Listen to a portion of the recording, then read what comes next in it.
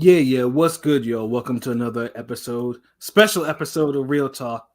As always, if shit's real, we talk about it, and nothing's real than a Ring Gang anniversary, you dig? But yeah, I'm your host for tonight, Pat Scorpio, New England representative. And as always, I got my man with me. I'm gonna let him introduce himself. Man, you know what it is. It's Jesus Shutter 60th strong, nigga. What it is, man. RingGangRadio.com in the building. Special anniversary edition. We here, man. Is more niggas on here than when we started. So you know what it is. I mean, it's a movie, it's a TV series, it's a network staple right now, nigga. So we here, man. Let's get it. Yes, sir. Ring Gang in the house forever and always. And as always, I got my other man with me. I'm gonna let him introduce himself. It's our anniversary. You know what it is, your boy King P. Bodega Box in the building.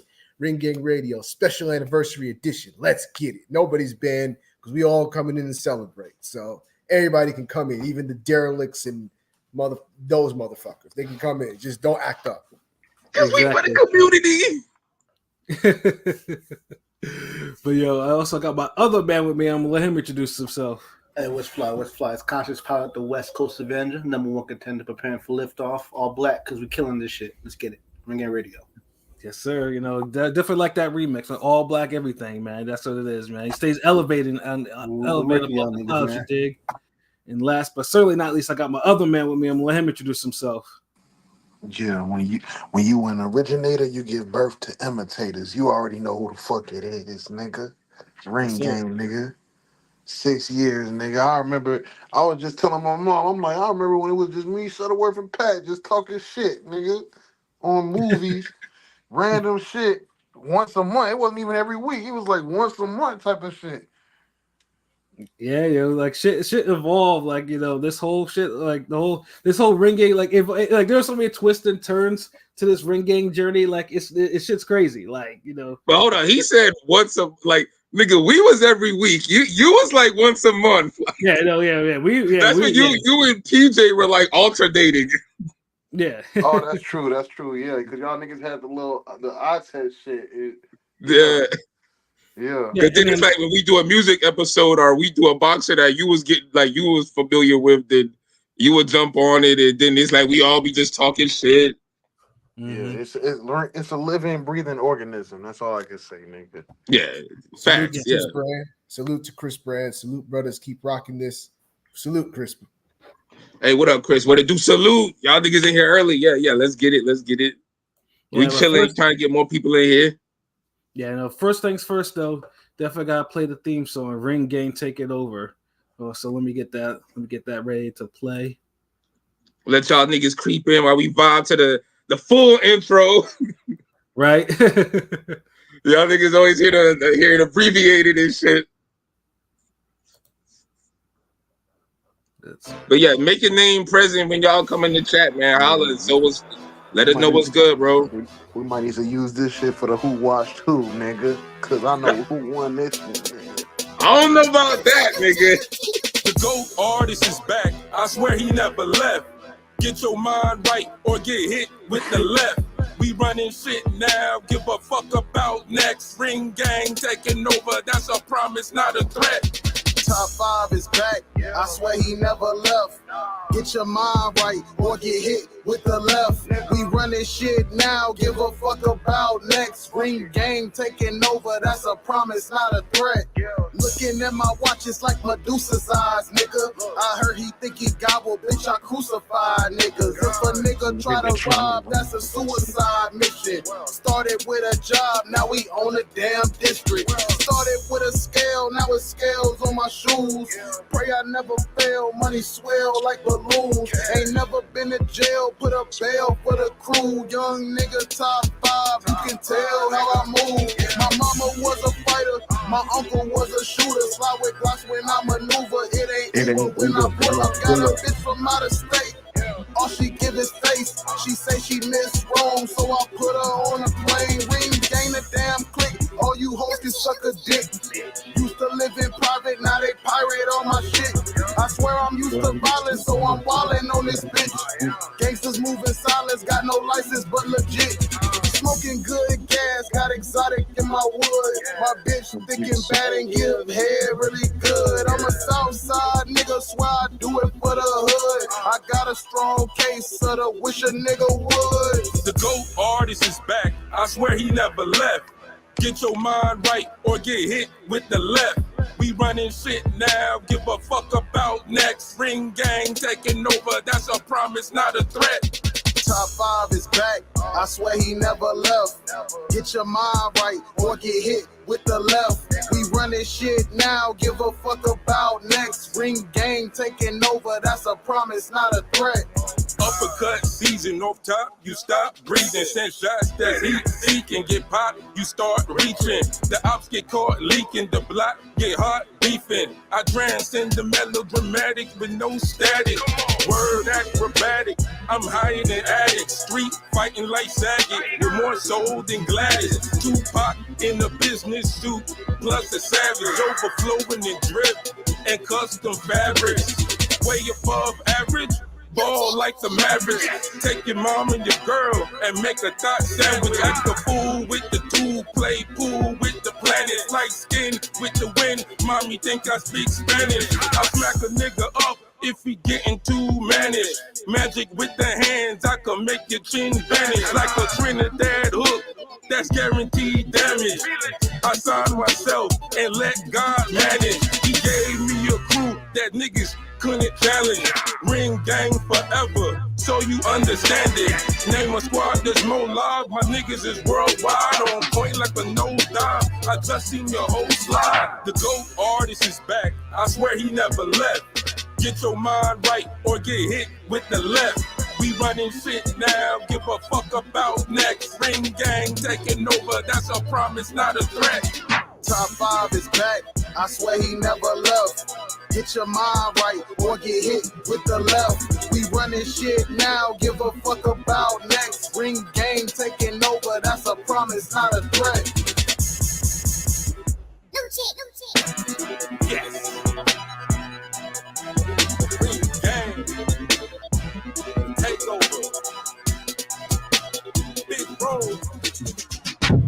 Top 5. So the word. Go artists. Oh yeah, we hype now. Yeah, we in here now.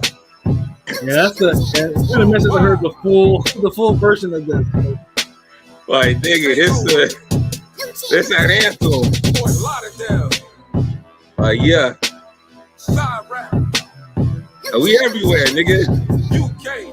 Like, cause we everywhere, nigga. Canada. We everywhere, nigga. We everywhere. You was never there. Yeah, you was never ever there. But yeah, But yo, it said salute chat. Okay, chat get popping now. Okay. What up? Hey, salute Android. What it do, man? Salute. Yeah. Appreciate it. The score boxing chat. What it do? Gang all day, nigga. Oh, Marquis, salute, Ryder Gang. What's up? Oh, Miss 702. What it do? Salute. Long time no see. Blessings to you. Congratulations. Oh, we appreciate it, man. Oh, and Chris Brown, we fire joint. I know, I had to watch the little youngin on that joint. You know what I mean? But he did his thing. You know what I mean? No, even though he got the first verse on the fucking song, like nigga couldn't help himself. Nigga, stop. I already know the science behind the features, nigga. This nigga used to always give me the end of the song till I started murking every time at the end. Then this nigga's like, fuck it, I'm going last now. Nah, no. On this one, nigga, you requested the first part, nigga. Hey, look, listen, I had to switch this from being the intro because I was like, hold on, it don't sound. Which it worked out for the best because The World Is an Op sounds better as an intro, but this was supposed to be the intro. But when I found out, I was like, damn, how you gonna look another nigga the first verse on my album? I mean, I did that on a Go Artist album too, nigga. I was the first. But now you was talking. That's different. That's the introduction. You was like, hey man, it's wrong top 5. Hey, I'm about to introduce you to the Go Artist, Shutterworth, Ring Gang, like that's different. That's like a nigga like, yo, I introducing Pat 6'3" in the house, whatever Nigerian in this motherfucker.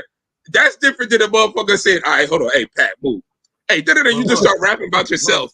Look, ask them niggas. They know if you have the first verse, it's gonna get lost no matter what happens. Nah, no, No, for real. That's not true. Unless you have, that's unless not you have like fucking true. That's no, not unless true. you have like unless you have like a crazy verse, niggas is not really gonna be like, unless you really ripped everybody, niggas gonna be like, oh yeah, that first verse, yeah, that shit was niggas only Dude, remember but what how the many last times shit. has the first verse been like one of the most Okay, Triumph, Inspector Deck. Yep, I bomb atomically, Socrates philosophy. Like, come on, what are we doing? The most random niggas could spit that But fucking verse I will word say, for word. it does feel It's sometimes the closing verse, the last verse, a lot of times Wraps it has the up. most lasting effect, just because it's designed that way. Like Swagger Like Us with T.I. I'm just saying certain tracks. Exactly. If it's that rapper's that rapper's record, they Exactly. hear This it with right. mad tracks where the last nigga don't have the damn Was best verse. it who was last on So Appalled? It was Sahai, right? Saha the Prince, yes. Yeah, like come on. But so we rapped gonna skip over the everybody fact out. like Sahai one of the nicest lyricists in the game. Yeah. But he didn't have the best verse. He was rapping with goats. Some on felt that he did. Some fucking felt song. he. But he didn't have the best verse on that song though. So, But he some thought he wrapped did. it up Some thought he did tight with the and perfectly. Trojan in my pocket, Matt Liner. No, But some people argue it. That's why I get it. Pusha had the best verse on that song, but whatever. I agree with that actually. Though. Yeah, we might have to bring that back for the Who Watched Who, nigga. Yeah, actually, that was actually one of my picks for the Who Watched Who, but I switched it out. I forgot what I switched it out for, but I remember. Cause I got too many songs with this nigga. This nigga talking up like this song. I think we equal. I think my verse might be a little nicer, but I ain't saying like I got watch this nigga or nothing. Like he always be competing with me, nigga. You know what I mean, because even World is a op. I love that song, but I love it more when I come on at the end.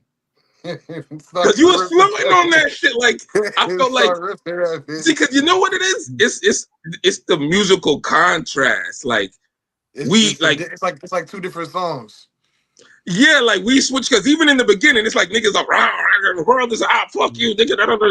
And then at the end, that shit's like my mom was harmonized little melody. Cause you remember you a young nigga, you gonna be harmonizing and you be asking the fucking engineer to put, hey yo, can you add auto tune and this that, nigga? I get in there and spit fucking bars, nigga. Like I be going off, nigga. Yeah, but my style is more. Of course. Like, my style is more. I don't know how to say it. Like, I mean, think about King P. You describe my style. It's more. It's not melodic. I don't go in there singing, but I don't go in there Drake. I don't go in there Drake rapping either. No, you damn well win it, nigga. Either. I don't know how to describe it. It's like I'm good. It's like bridges is my shit. I like doing bridges. That's what the thing is. I like doing. See, the thing is too, like you started rapping when the game was already modernizing and evolving to something else. Right. So it's like it's easier to kind of adapt. When Young Thug was on the rise and shit like that. Yeah, like nigga, I started writing in like 97, but I didn't really start like recording until like maybe like 2001, 2, 3. That's when they came out with shit you can record with at home, nigga. Yeah, like I mean that's when niggas was really doing shit, and then remember that's like the whole mixtape spitting era. So when you was rapping, then you was spitting, like you weren't just I'm on that track, nigga push you out the fucking studio with that bullshit. Studio ciphers, whatever. Yeah, exactly. Like you could be at the corner store, the cafeteria, all that singing shit. You better be Bone Thugs, motherfucker. See, that's why I grew up in the perfect time frame because I can do that and I can still get in the cipher and murk shit. Yeah, like, I don't need that. I can put on a fucking random dry ass beat, nigga. I'll rap on that shit for hours. Word. Even Pat with his prediction shit, that nigga be on his fucking. I don't even know whose flow that be, nigga. You be on some fucking Slick Rick rhyme time shit. I don't know what the fuck. That nigga's flow is distinct as fuck though. Like no one raps like Pat, yo. Yo, this nigga Pastor Jeremiah, God, dog, like bro, like I'm showing the super chat. You this busy, nigga. He's starting Pastor Jeremiah, bro. Yeah, like, dude, like, Who the thank you, fuck Chris is Brown. this? Love y'all Yo, keeping it 100 on these I fucking phony cone balls with no morals. Yeah, for real. I've been on this shit. I haven't been on it 2 podcasts, and you got a pastor roasting you, nigga. Yeah, no, yeah, Goddamn. yeah. LB, that's the thing because we done so long. LB got himself a heckler, a fan, Troll, a yeah. stan, a Fucking troll. troll. They probably got a Reddit thread on your ass, just roasting your ass, I nigga. know they probably do. Like, niggas is weird like that. Like, yo, there's this one ring game, like, boxing podcast every Monday. And this nigga be talking and he's like white as fuck, like yo, he's smiling and laughing, and he's with these other niggas who be rapping and talking and like nigga chill. Like put some in the super chat. You that fucking active nigga. Oh, you're not like us. Yo, real quick in real time. I just got a quick question, yo. I seen a text in the group chat. Just let me know if it's true or not. We ain't got to go into details. Did Joe Biden step down for real? Not yet. No, But I mean, the plan's in motion. We know what's going to probably happen if you know we're not going to. You know, All right. That's it. It's just a question. I ain't Yeah. gonna Google. All right, let's keep it flowing. I mean, LB. Yeah, I'm sorry about that, LB. Yeah. I mean, Cat. Yeah, no, a little digression though. But LB, do you want to start bringing the second for the first artwork? Yeah. Yo, if you actively listening to the podcast right now, like we about to start asking some questions to y'all, ring game questions. Whatever, if they too difficult, we just start asking y'all questions. If you whoever answer them, you the winner. I mean, so if you follow us, you see, I'll be doing all the artwork, boxing artwork. We retweeted it this week. I think I got Canelo Bogal. So if you want that poster, it's 16 by 20, and I definitely if you get the answer correct, you send me your information, I'll ship that shit out to you. Yeah, like, no doubt. Yeah, just either email us or send a message to the Twitter inbox. And state who you are on your username. Like, we don't want no mysterious ass niggas and shit. Like, yo, right. Think fuck it. I know what you did on the podcast last summer. oh goodness. Like, no, I'm serious. Like, shit. Like niggas got enough shit going on, bro. Like, No, I hear you. that's all I'm saying. But yeah. So look, if you listening, put a number 1 because Rain Gang is number 1, nigga. So type number 1 in the chat. Make since I know who in here playing. So because if I don't see no one listening to to play, then we just move on to something else. You know what I mean? Like, so y'all put the number 1 in there. Let me know if y'all participating. We'll start. If not, let me keep it moving. Yeah. Okay, Android 1. Okay, anybody else? Okay. Pass it 1.5. Oh. There's always one. That means you're not participating because we all know that Ring Gang doesn't do halves and 0.5s. Yeah. Chris Brand 1. Okay. Karma 2. This It's a 1, not a 2, Karma. Pay attention. The Ring Gang is number 1. I don't know who the fuck is number 2. First, Pastor Jeremiah puts a half. Karma puts a 2. Y'all need to listen. Like, One dead. Okay. Y'all just oh man. I fucking like if nobody else is like Pat, go bust out a question. Hold on. I missed it. What happened? What was the question, nigga? What did you say? Nigga, I didn't ask. He didn't ask one. We trying to get to see who's actively listening to participate. Like who, what I mean? Like that's all it is. All right. First question for those who are participating in this. Who is the only person that we interviewed that actually said yes to broccoli pizza?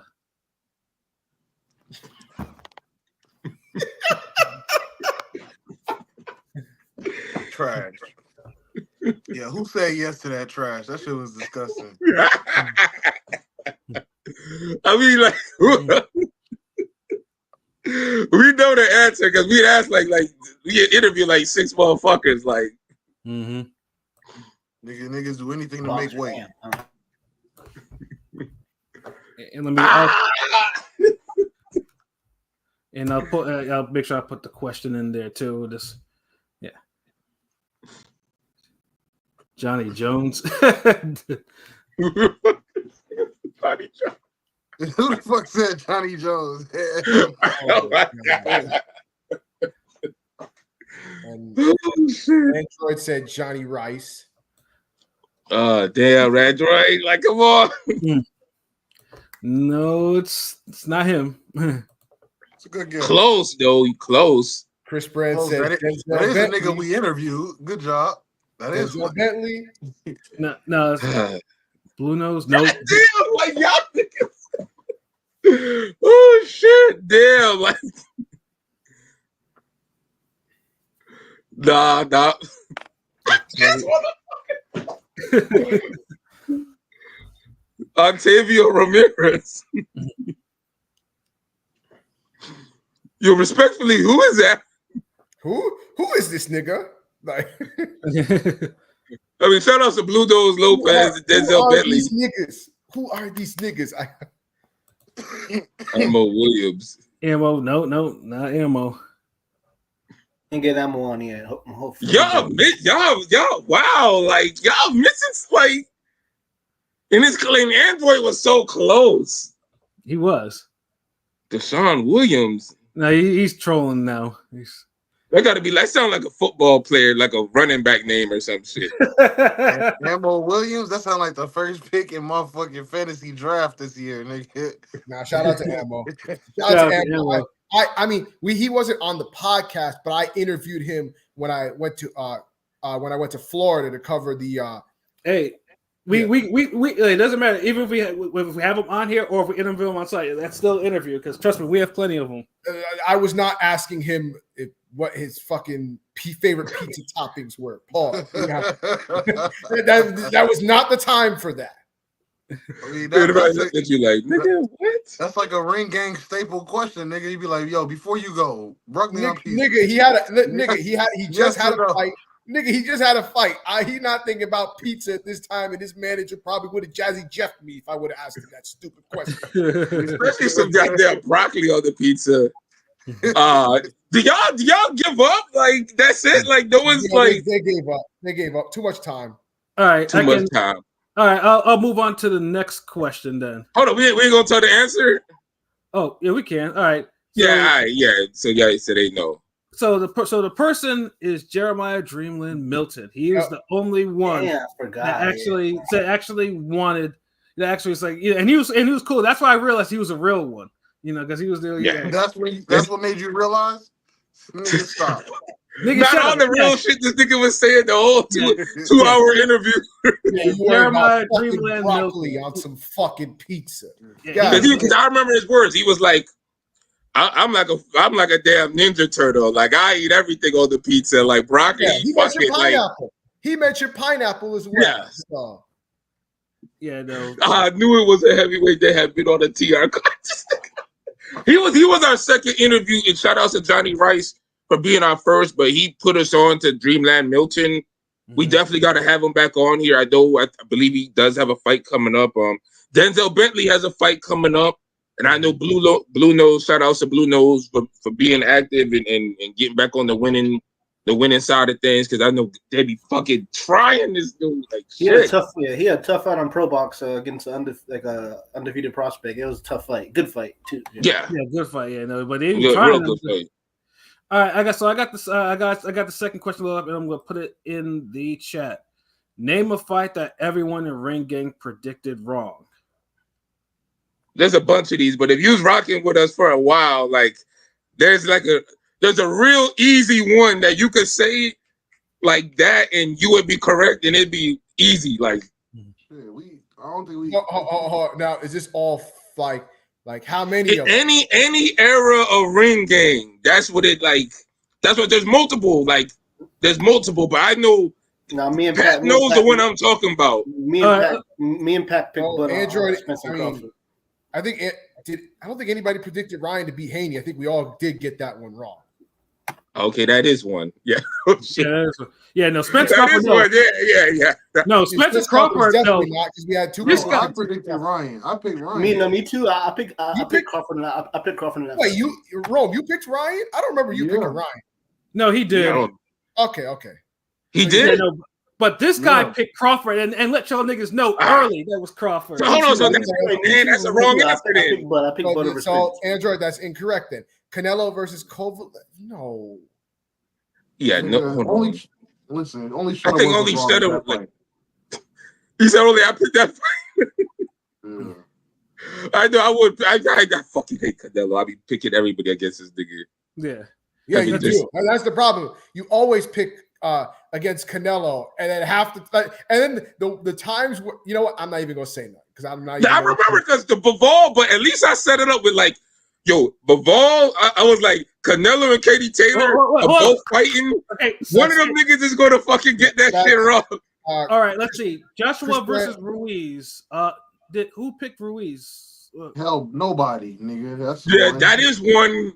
Yeah, that is one where, I think we all picked Chris Brand, that's incorrect. Teofimo Loma, because LB picked Shutterworth picked Tio.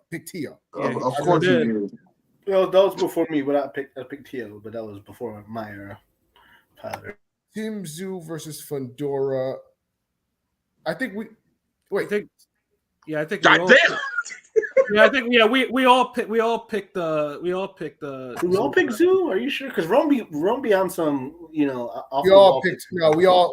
That was an all Zoo right there. Like, yeah, that was an all Zoo. Yeah, I like Zoo, so I probably picked that nigga.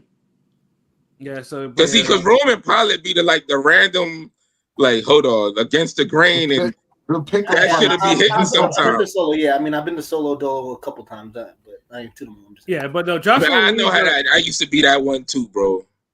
Yeah, Joshua, and that was the solo. Yeah, I banged the gavel on Crawford. Yeah, like, nigga, oh my god, like, yo, this motherfucker, like, Crawford was the favorite. Like, this nigga always jump. Like, I'd rather hear you brag about Salido and goddamn Lomachenko or this Crawford. Like, you're because you're incredible. I hope Crawford and Shakur Stevenson, if y'all niggas do not remain undefeated for the rest of y'all careers, I promise y'all niggas will never hit the end of it. Like, God, like, y'all niggas fans is insufferable.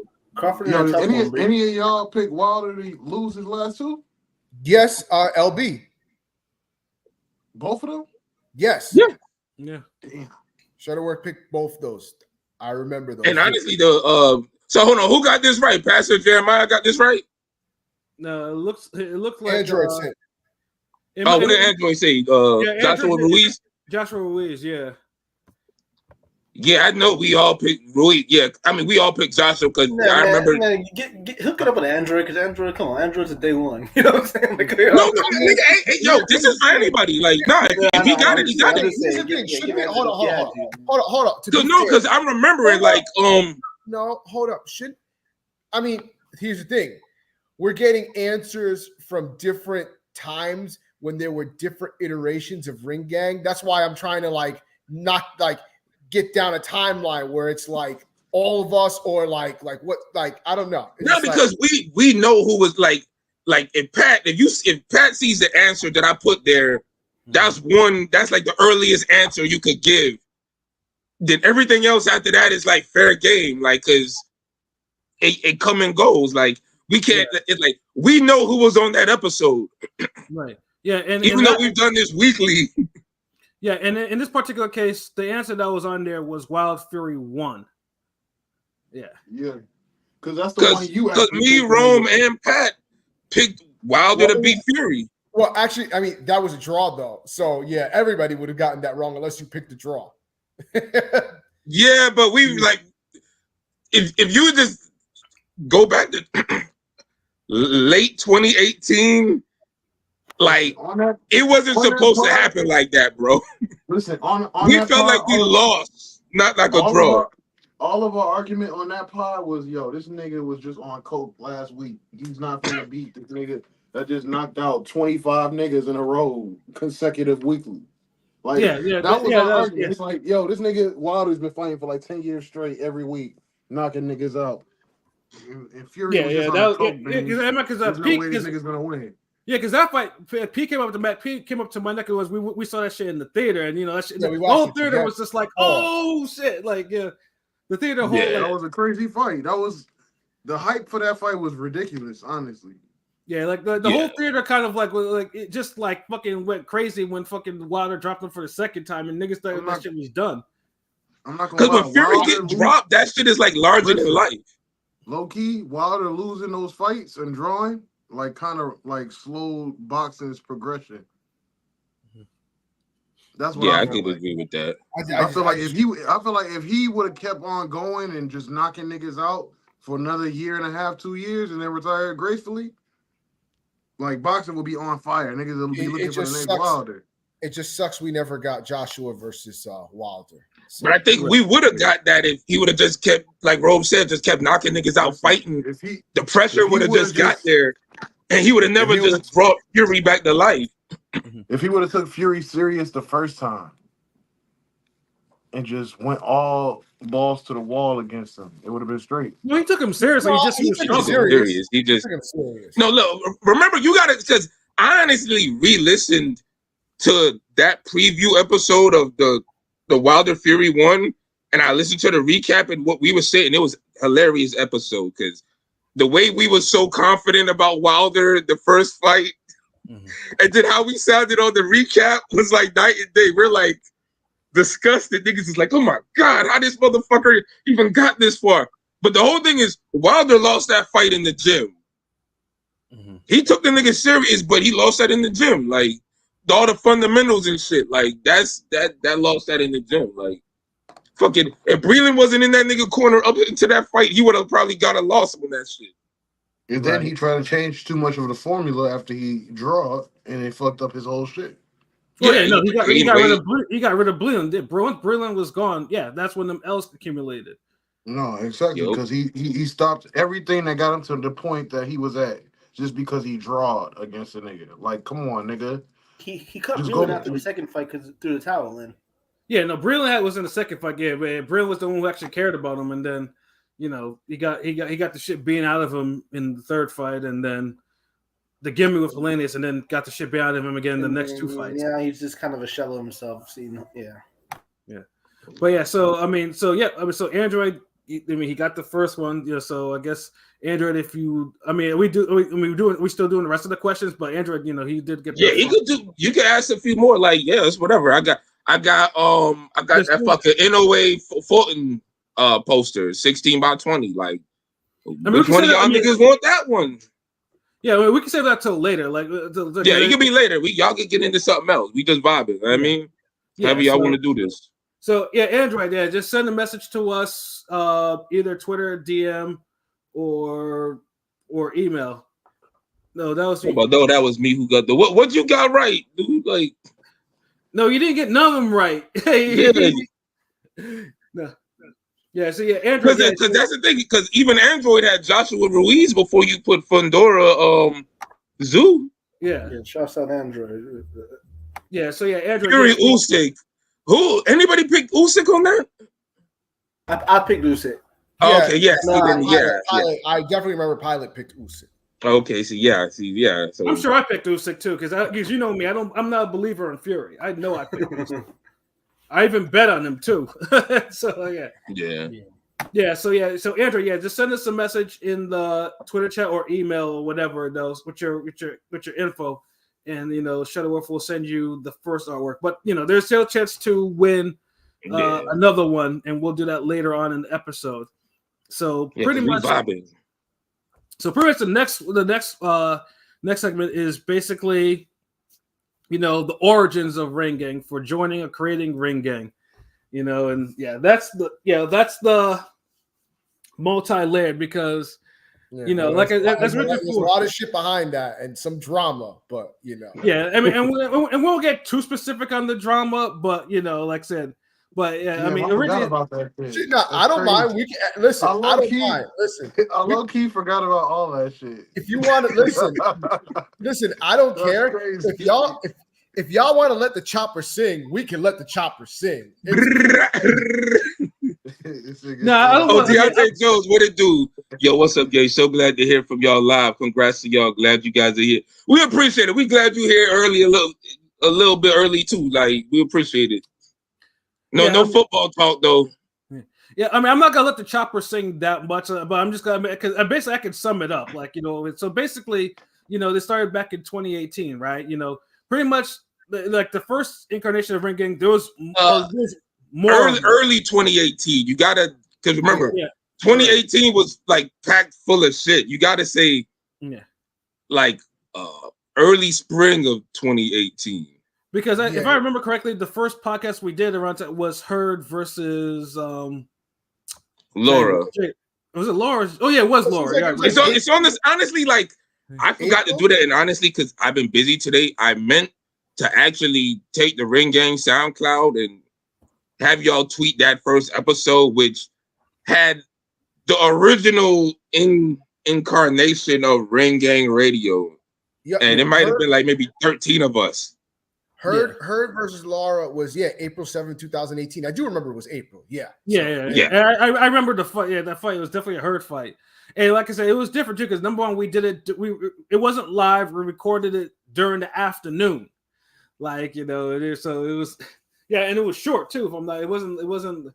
And basically, like I say, it's one of those things. Is like obviously it's like everyone, and basically we all came together because we all post on a message board called the Kali. So that's pretty much boxing talk happened, and people kind of they kind of venture off and like, okay, let's see what we can do bring the boxing talk elsewhere and see how it can grow. So yeah, like it's a very crude because number one, the quality, because we hadn't figured out. I think PJ was the one that kind of came up with how to actually record, but it was very crude considering what it is now. Like you hear us crystal fucking clear. That one is just the way the sound was. So basically, then, guys. Oh no! Say what you saying. I was gonna say back then we was basically recording in a can, like right, yeah. Like that, we was like the upcoming mixtape rappers, recording songs in the closet, getting it in. Like so basically, like just to paraphrase, we was a bunch of fans, boxing fans from around the world that knew each other from like the boxing forum on the Kali. Mm-hmm. And some of us knew each other outside of it, and we would be like on social media, and so mostly Twitter. And so somehow somebody made a group chat, and all of us would be in there just shooting the shit, talking about fights, niggas' jobs, whatever, what they had to eat, all that shit, like basic shit. And somehow the idea formulated like, yo, we see these niggas out here doing the thing. Because you gotta remember, 2018 podcasts were just getting a little shine now. Right. Like, there's some niggas who've been, like, shout outs to the Joe Buttons and the Tariqs, the Sheeds, who been doing the live streams for years, and they was the pioneers of that shit. Rest in peace, Combat Jack, too. Combat Jack was from the 2018, and, like, he was one of that people from that era who started, like, getting podcasts bubbling again. So that's how we was like, okay, you know what? All these niggas is getting it. Like, fuck it, let's do that too. And we was like, yeah, so we could end up going seeing these fights and shit and yada yada yada. And boom, like Pat said, we ended up having a podcast that sounded crude. You had niggas out there sounding like they was in the trunk of their fucking car. You had niggas in other countries where it sounded like English was the fourth language. Like it was crude, bro. Like it was just, it worked. It was entertaining too. Yeah, like it still took some time because, like I said, because the first was their crew and also the chemistry. Like, I mean, obviously, it takes a while for chemistry, even with the current incarnation of Ring Gang. Yeah, it takes a while to actually build that type of stuff. But what the issues were from the first incarnation of Ring Gang was there was just too many chefs in the kitchen. Like, everyone wanted to do this, everyone had to do that, and and basically, it wasn't. I never heard that. Basically, hold on. That's fine. Basically, let me put it like I'll put it another way. I'll use a hip hop analogy. Basically, we tried to be like the Wu-Tang of this boxing shit. Mm-hmm. Unfortunately, instead of coming out with 36 chambers, getting established, and then coming out with our own solo shit.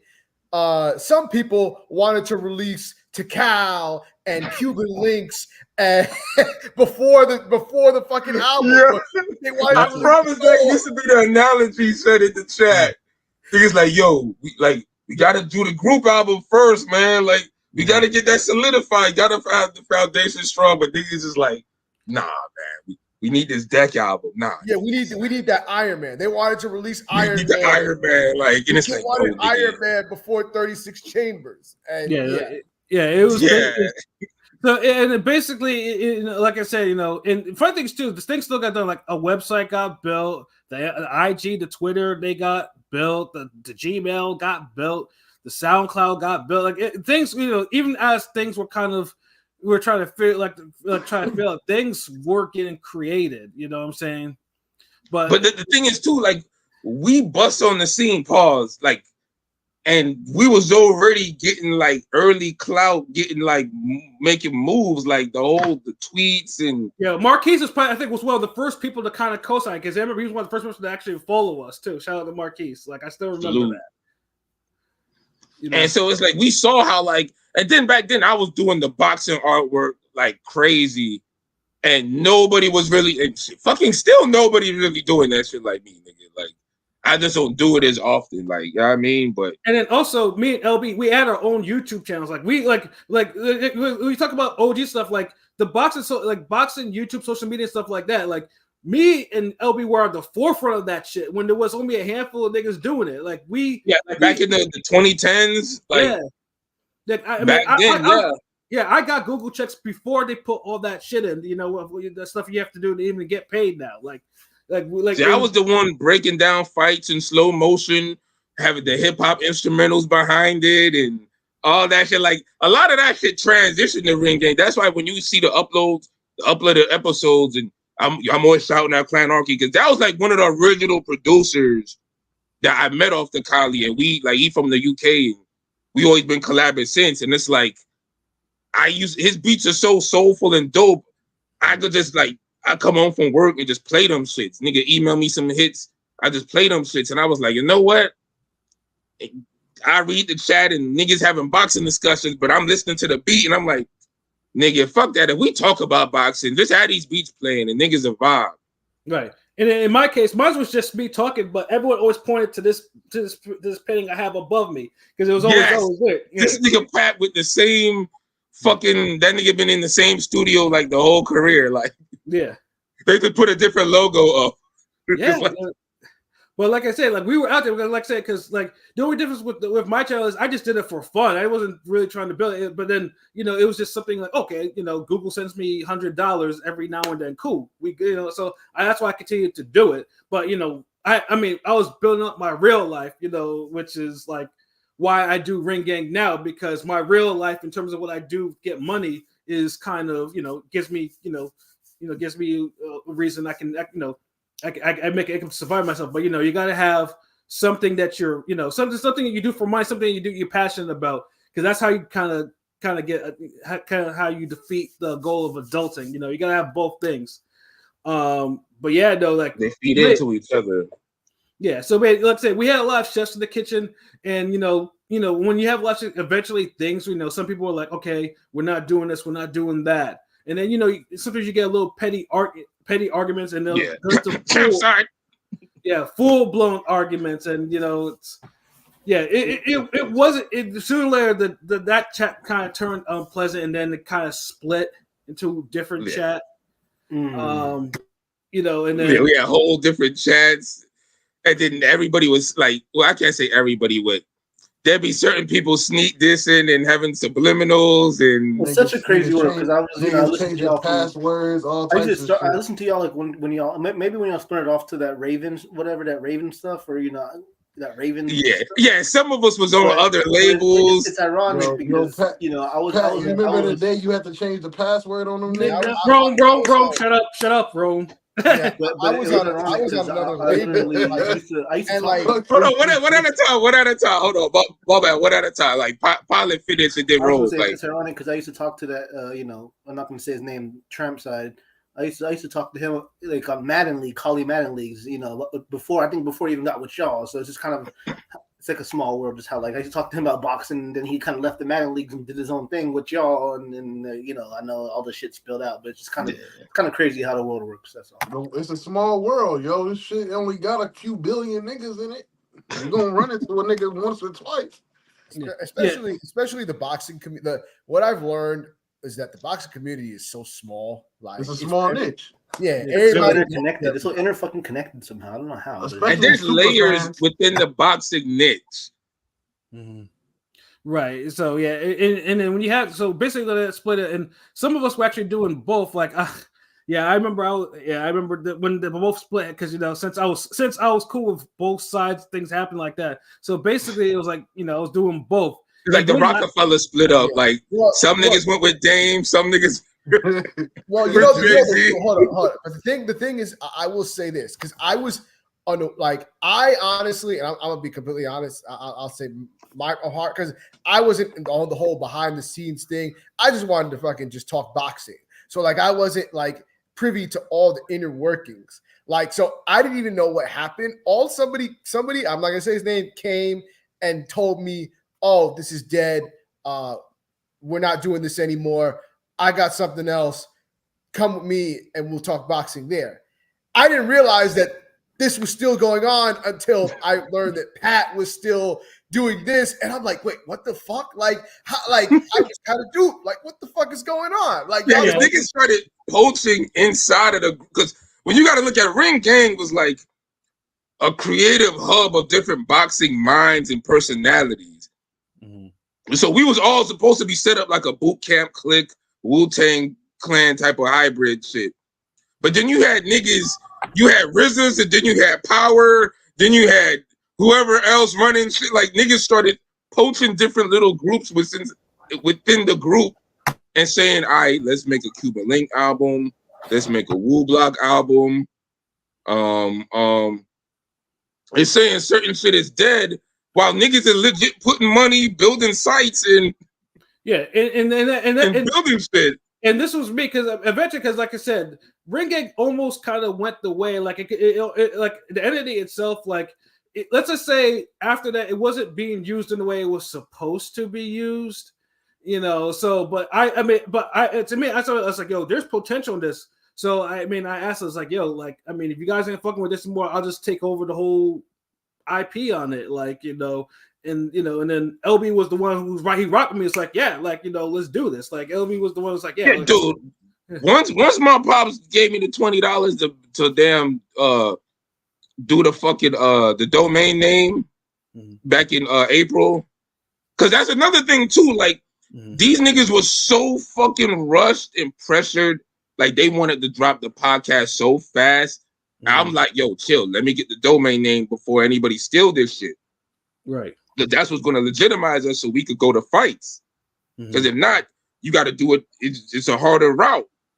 And niggas, I think they dropped it like I think maybe I got the site like maybe a day after they did the fucking podcast. Because I'm up here yelling at Pat like, nigga, like who the fuck, like why these niggas couldn't wait? Like, and so it's like if Pat understand shit like that. But it's like, because we're used to doing shit like that, where everybody else is just like, it's like you get that one nigga in the studio, he just want to just rap.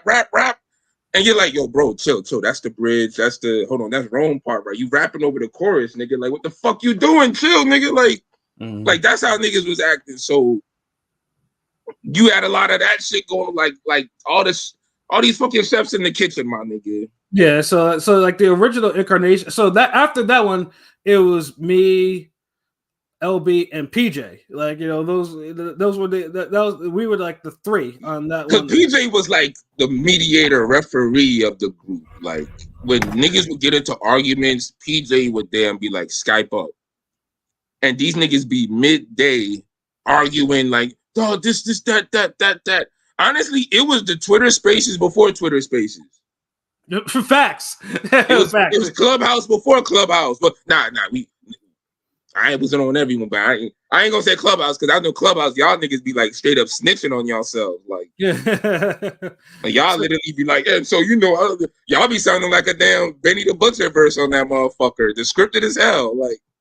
Yeah, so basically, in my part, like I said, I'm over there with LB and PJ. Try. Okay, let's sit down and and politic and try to see what we can do with this. Take the entity. and then also with the other faction, you know, and P was in that one too. Like, and then we like they were, you know, it was like, you know, it was just more or less it's like the dropping the podcast and then send up the shit for that too. And I was doing 2 different podcasts, like which you know I don't even know how I don't honestly I don't even know, to tell you the truth, how I even found time to do any of that shit like that. But somehow I made that shit work. I don't understand how. So this nigga was basically like, so just to put into perspective, this nigga is like the co-owner of a label, but then he's jumping on somebody else's label each week to do a feature. Yeah. But that label is beefing with the other co-owner of the label he with. Yeah, it was. So yeah, it was. So that's the type of shit we was on. Like, so just imagine this prime Rockefeller and Dame Dash are jumping on some Harlem World mixtapes. You'll be like, yo, what the fuck? Like, why don't you just like?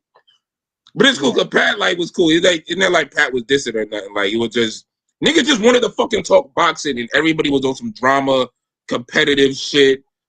Like, and that's what it was, because all it was, niggas just wanted to talk boxing and make it just a passive way to just get on. And that's what we really tried to do. It just, we had a lot of bumps and bruises and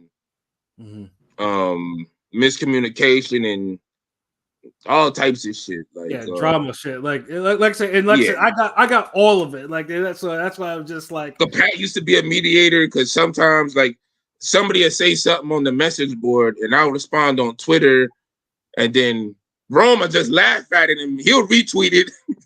And just or whatever. He's just like, oh shit, this is disrespectful as fuck. Ha ha ha. And niggas just see retweets and they're like, hold on. He got niggas retweeting this shit too. I'm talking about this nigga talking about my wife. He retweeting this shit. Like, yo, what the fuck? Like, hold on. Pat, nigga, hold on. Like, yo, why this nigga LB got it was nasty work, man. It would get like that. Like, so and then on top of all the drama, we're trying to come out with content. We're, you know, early Ring Gang, we was creative as hell. Like, we was, we had the wrap up. I did the wrap up for 2018. I did a part 1, which was the first 6 months. Oh, and yeah. So yeah, you remember this just because I was talking about Joshua. Who's that boring nigga he fought? That's good now. Parker. And Wilder. The wrap up gave birth to all of the other fucking boxing songs that we did. The fucking Spence versus Garcia. Yeah. Fucking Broner versus Pacquiao. The Broner versus Pacquiao is one of my favorite ones. Like, because it was like a milestone. Because and that's how like we so we're doing the songs. And then, you know, me and Rome, we're like this, like with rapping, like we're like I'm feeding this nigga beats every other day, and you know he repping Ring Gang, like okay, so I'm bringing him in here, so now it's like it starts with us 3. Now I'm Rome in here, Anarchy here, just you know the beats, you know, so we need beats, nigga, so Planet, so it's basically like a good little 5 of us, but 3 at the forefront, really. You know, on the podcast doing shit. I bust out a freestyle with Wilder Fury that's like 1 minute and 30 seconds short. It's circulating on YouTube. It's a little video we did. Fucking this guy emails us randomly and he's begging to use the song. Like, he's like, yo, can I use that song? I want to put it on my Twitter. Please. I love this shit. Like, no one's doing this shit. Like, and so like I said, we had so much drama and shit going on. Pat finds out about the message like maybe a week later or something, or then he hit me up while I'm at work and he let me know. And I'm like, oh, word? Like, he's like, yeah, just respond to this nigga. So I respond. Turns out that's Prolific. And he makes the animation highlight video for it. He puts it on Twitter and it circulates. More people fucking with it. And then now he's hooked. He starts making all types of little clips. He's a Tyson Fury fan. He predicted, now because we're able to conversate through Twitter. He's one of the people, like an early Tyson Fury fan. He predicted Fury to beat Vladimir Klitschko. Fury actually when Fury won, he retweeted it and he actually just became cool with Prolific.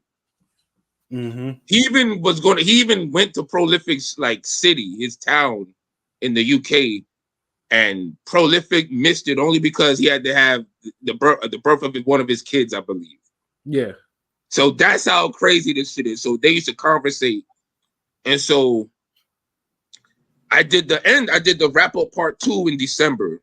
And by then, the original Ring Gang, half the niggas that shouted out on part 1, we not even shouting them out now on part 2. Yeah. Yeah, So I know. it's like, yeah, Rome, Pat, PJ, Clanarchy, like all these other niggas is gone now. But then It King ain't like P, 9 niggas getting shouted out no more. but then And King so- P, but then King P also. I mean, eventually, you know. I mean, I look. Yeah, that's for next year. Like he remember we was going like he was gone for like a minute now. Yeah. But We then finished December with just us, like, because remember Prolific did the video for the wrap up and niggas was loving that shit. Because at the time, Champside used to do highlight videos for my songs too. Mhm. He did, I think, Golovkin, Canelo, and I think he did one other one. And he used to retweet them, and because he was a part of Ring Gang at one point, early.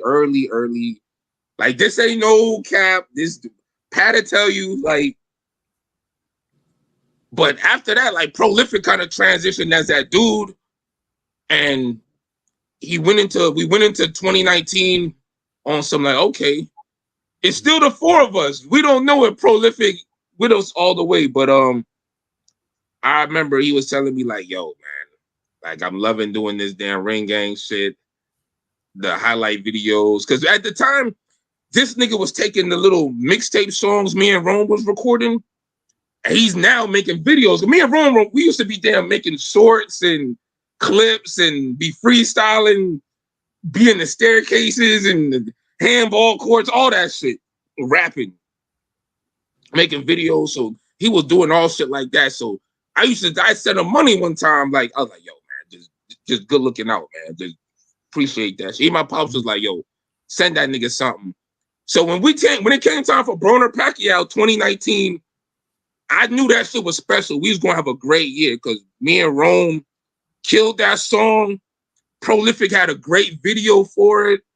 And me and Pat talked, and I was like, yo, this nigga, like, he just told me, like, he really want to do this shit with us. Like he willing to do all the videos and edits and animations. Oh, and we weren't even doing no animation, no drawing shit yet. Like, Nope. this was just strictly highlight videos, like boxing. He joined us. And then boxing 2019 started out kind of like, we weren't sure it's going to be an epic year. A month later, he tells me like, yo, man, I gotta get my man DZ in there. Like, yo, he does graphic design. I'm telling you, like, he look up to me. That's like my little bro. Like, he begging me to be a part of this shit. Like, he think this is cool as fuck. Mm-hmm. He like y'all on the podcast. It said so. All right, so DZ gets on board. Now it's like 6 of us. By that time, Lamont Peterson and what's his name have like a classic fight. Lipiness. Yeah. Classic fight. Now we know 2019 serious. I think a couple months later, almost beginning of the summer, I think after Ruiz Joshua, King P comes back into the fold because the label he was on, it went defunct. I think like the distribution label had like had payola issues or something. I don't know, but Yes, King P came back like June or something. Yep. I came back right before the Thurman Pacquiao. There it is. There, okay. Sure. Because Yeah. that was in July, so yeah. Because I think I had another wrap up then or something in 2019, or because I remember the whole line. I think Joshua had the wrong Eddie Coming to America or some shit. Because that's when he lost to Ruiz. So we was doing this shit. So yeah, we get King P, which is the semantic battle king, and we be going at it. We don't do that shit no more. I don't know. we just agree too much now. We just don't give a fuck. But yeah, 2019. No. The funny killing thing it. about it's the funniest thing about those semantic battles was like we didn't disagree. We just like disagreed on like the wording of some stupid shit that would just make everything different, and it would just turn like that was Right. the first. Listen, And it that would was just go on and on and on. yeah, that was listen. That was the first iteration of me being the well actually guy that I am today. Like that was that was the start.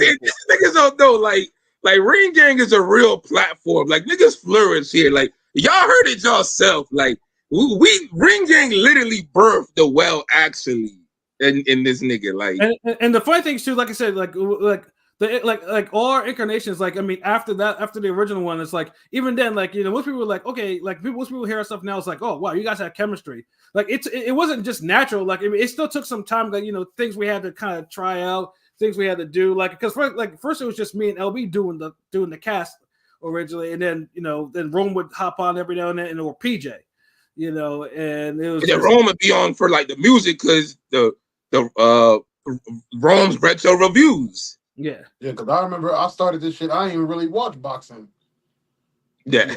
See, that's the thing too. Like this nigga grew into this shit. Listen, before Ring Gang, nigga, I thought it was boring just because of the fights I was watching. I'm like, yo, nigga. He was like, yo, man, you gotta get on this boxing shit. I'm like, yo, nigga, I'm not trying to watch niggas fight for 15 rounds. Fucking two lightweight niggas throwing a million punches. Nobody gets scratched. I'm not trying to watch that shit.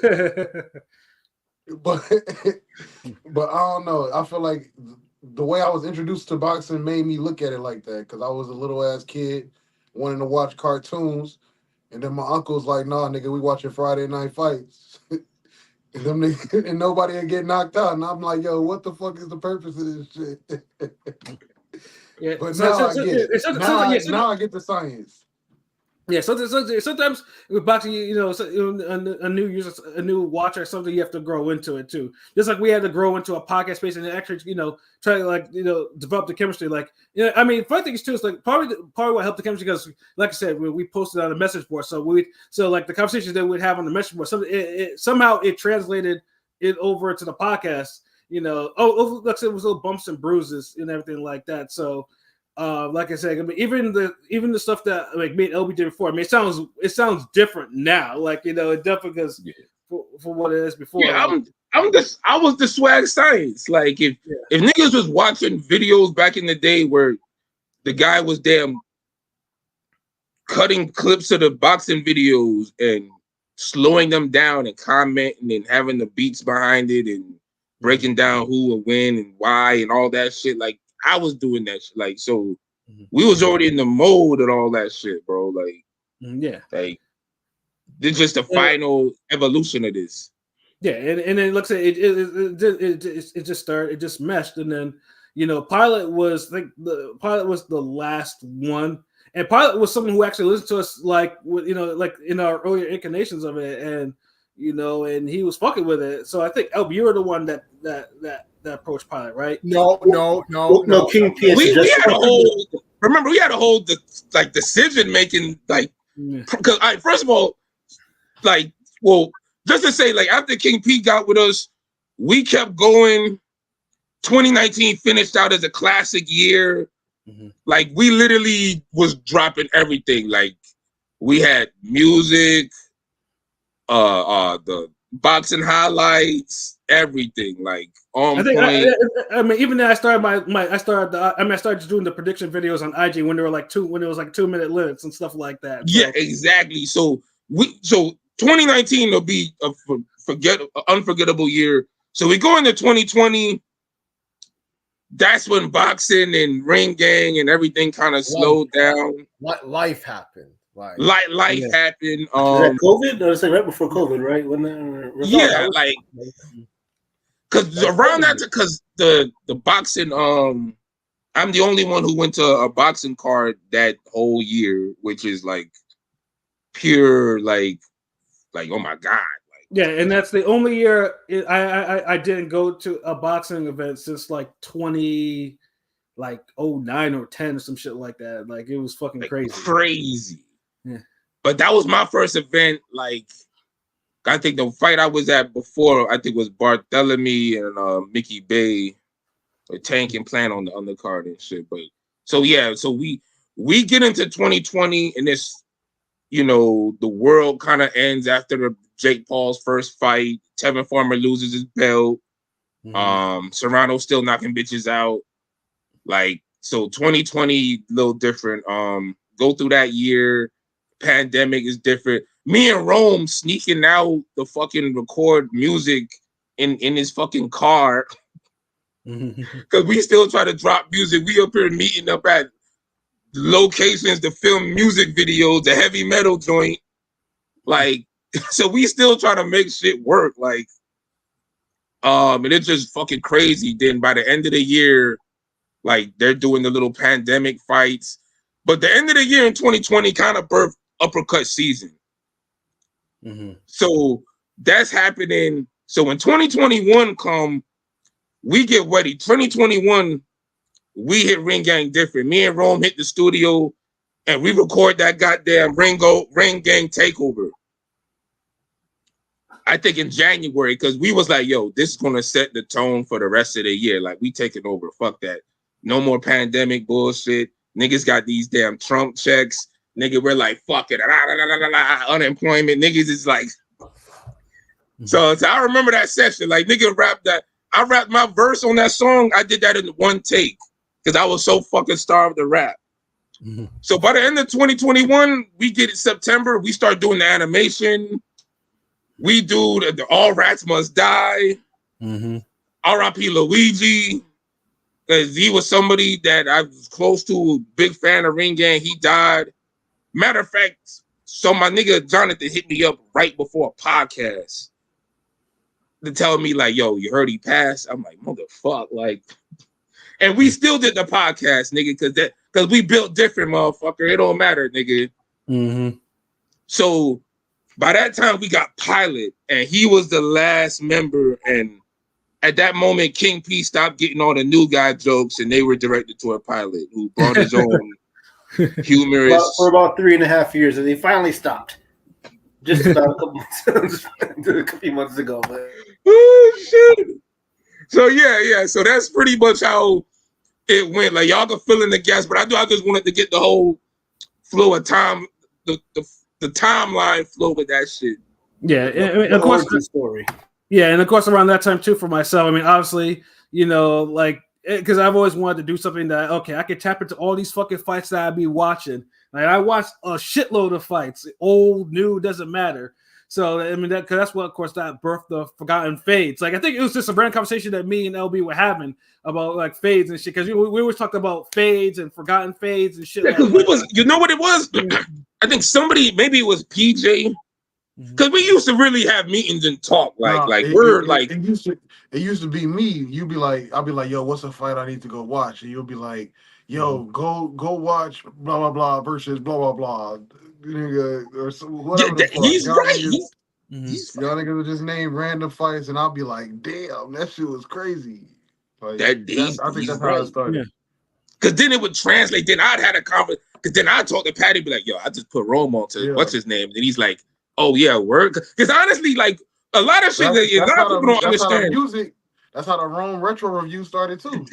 That's what I was just about to say. Yo, put me onto some old ass tunes, Pat. Put me onto some jukebox music, nigga. Because that's how that shit used to go. Because you see, this is the thing. Like, we live Ring Gang. Like, a lot of the ideas and shit. Like Roma come up with a lot of ideas, and at the time, like, he's busy, life, whatever. You wouldn't even see him on the podcast. We're doing some shit that I didn't have a conversation with Rome 2 weeks ago, and we'll put it on the podcast and shit. And with the music, I used to be like, yo, man, y'all listen to like DMX first album, classic, nigga. You want some good shit, listen to that. He'll come back, tell me about it. The second album was better. The second album was better. And he'll say some stupid shit like that, and we'll argue about it. And then we'll get on the podcast. That's some stupid shit to say. Sorry. The second album was way better. Like, hold on. No. It's funny you're talking about X, and I'm wearing my DMX shirt. Rest in peace. No, that second album is not better than It's Dark and Hell is Hot. Thank you. I said that he be doing that with the second. Saying that? Because I listened to both of them albums, straight Nah, up, it's dark. back to Nah, back, I mean, I with love no it. Dark and bias. Hell is high, and nothing touching it is Dark and With Hell is no high. bias, So, straight up, back to back, both albums, and I'm like, yeah, this one way better. No. So he would have these crazy opinions, and we'd talk about it. And then when a new album would come out, like the Migos was hot when Ring Gang started. Migos was like peak, Yeah. and so me like Rome used bad to and bougie, bad and bougie. yeah that era. whole era like, and so you used to talk about like we used to have rap arguments at work, all that shit, and so we would just bring him to the podcast, and to Pat's dismay, it made him listen to certain shit he would want to listen to. Yeah. And we were damn near reviewing like every Migos solo album. Yeah, on those too. Those, and you know, the niggas used to have like this shit used. Them niggas used to be having all types of jokes and laughing and shit like that because they knew. Pat was the old man yelling at Cloud with those reviews. You're like, God damn it! You should take off. Quavo. no, wait, Offset. Yeah. But R.I.P. Takeoff though. Like he was really a fan. I know because Rome was a big like fan of dude. Yeah. For real, Migos is over with. I mean, looking back, he might have been the best rapper. Just looking back, I never realized. I've said he that was like so. This nigga used to say this all the time. I said that since the beginning of time. Why did it take him dying for us to finally? Sometimes that's the case. Sometimes, yeah, unfortunately, that's the case. But see, Rome said it before. Like I used to argue Offset. Like I said Takeoff was the best before he dropped his solo album. That's facts. He said that. When they left him off of Bad and Bougie and he was getting all that shit. Oh, you got left off of Bad and Bougie? I'm like, yo, Takeoff is the best nigga in there. What are y'all talking about? Like, because we talked about it at work. Unfortunately, he wasn't the least marketable. I don't know, but unfortunately, yeah, he was. That's why he never really got flow is hella marketable though. Who Takeoff? Yeah. Because even Rich the Kid, everybody ran with Takeoff's flow. That chopper gunner flow. But then y'all used to argue me about when I used to say they took 3 6 Mafia flow. No, you remember them conversations? Lord Infamous, Juicy J. Because I remember, what was that? I think O's to Oscars drop, and Juicy J had that one intro, and then niggas is like, oh, okay, I see what y'all talking about. But still, man, I'm gonna be listening to that old ass nigga. Like, I feel like Migos use a little bit more syllables than 3 6.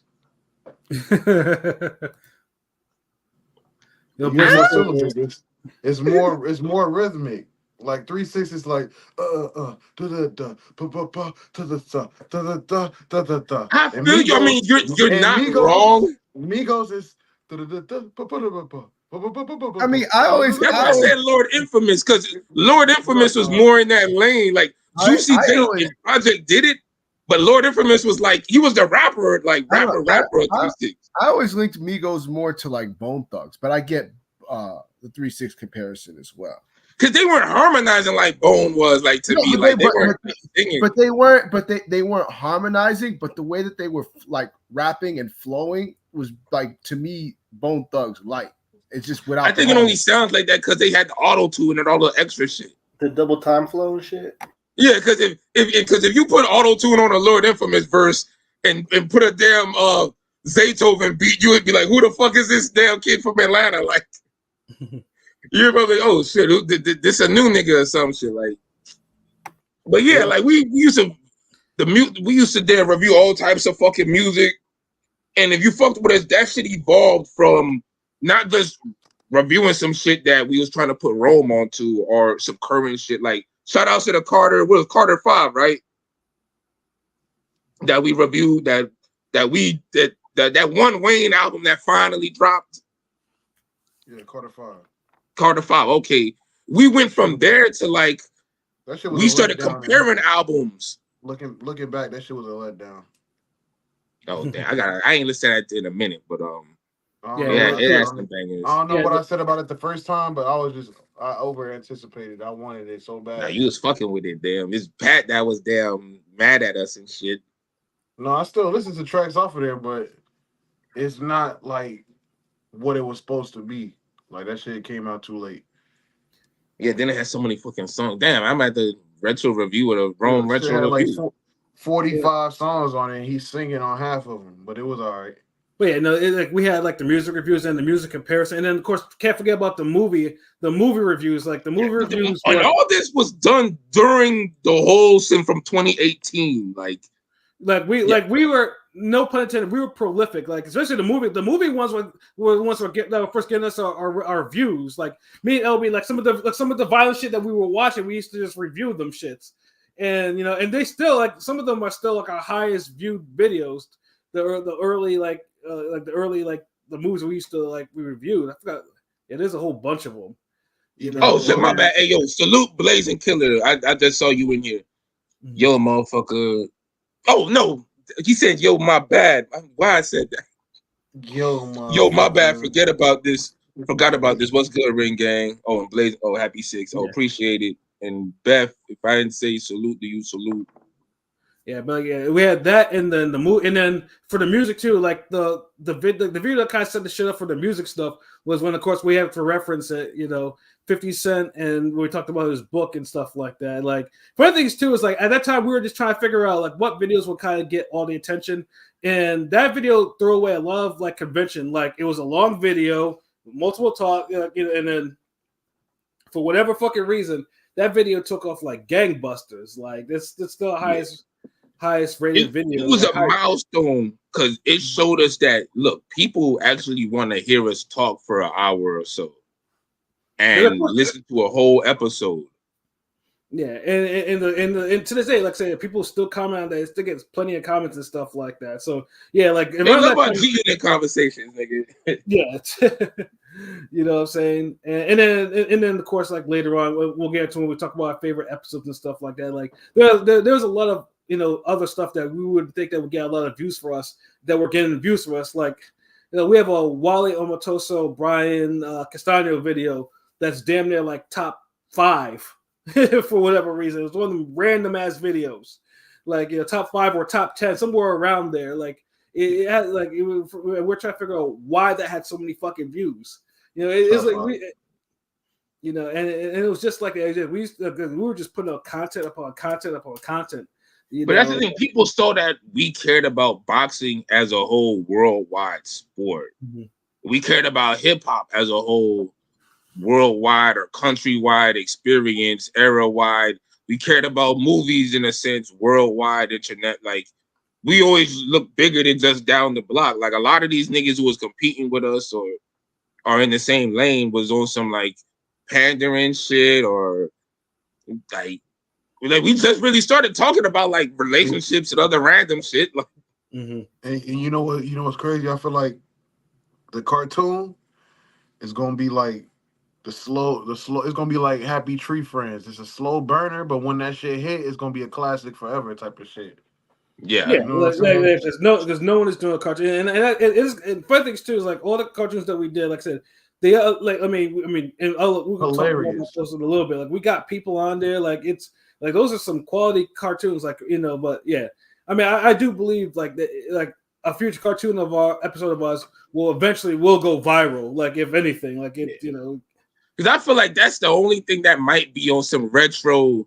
I feel like our regular shit will go viral, and then somebody will just really go through our account and be like, and then they come across the cartoons and be like, oh wait, hold on, like niggas is sleeping on this. This is hilarious, like.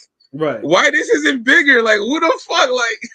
Like I feel like it just takes one famous nigga, one known person to really take their time and fuck with it, and it's just gonna be over. Because the cartoon is like probably our most slept on thing, but it's the most Ring Gang thing because it's the one thing that includes everybody. Yeah. They're like the Wu-Tang. They're like the Wu-Tang group albums of Ring Gang. Mm-hmm. And we try to drop one each year. Minimum.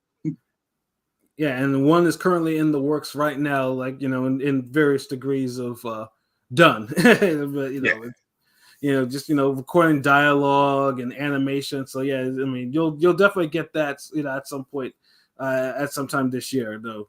But just to keep it moving in terms of like Ring Gang, what I mean, I'd say we could, everyone else could chime in, like favorite moments and episodes. Pilot, let's start with you, bro. So, what are your like since you obviously since you started rocking with us, man? What have been your favorite moments or episodes or anything? Just anything Ring Gang related, bro. Hold on, wait. I ask him in two part. One part before you got a part of Ring Gang, and then the other part after you became a part of Ring Gang. Man, So we get two different. So we get two different perspectives. That's all. Man, I forgot. There was this one debate y'all had way back when, and it got me hooked. You know what I'm saying? Because again, like I was just getting back into boxing a year or two before y'all. You know, I grew up watching boxing, but I took a break for a while. But there was a debate y'all had back during the. I don't know what era was that Raven BS. No offense to Ray BS, but that Raven ring. That Raven stuff you guys doing with Little Purple Bird. I don't know. Yeah. But there was a debate y'all had, and I don't know what the fuck it was about, but it stood out to me. I can't fucking remember. Man, that's so long ago, bro. I can't remember that shit. I really can't remember. I really can't remember. I mean, in terms of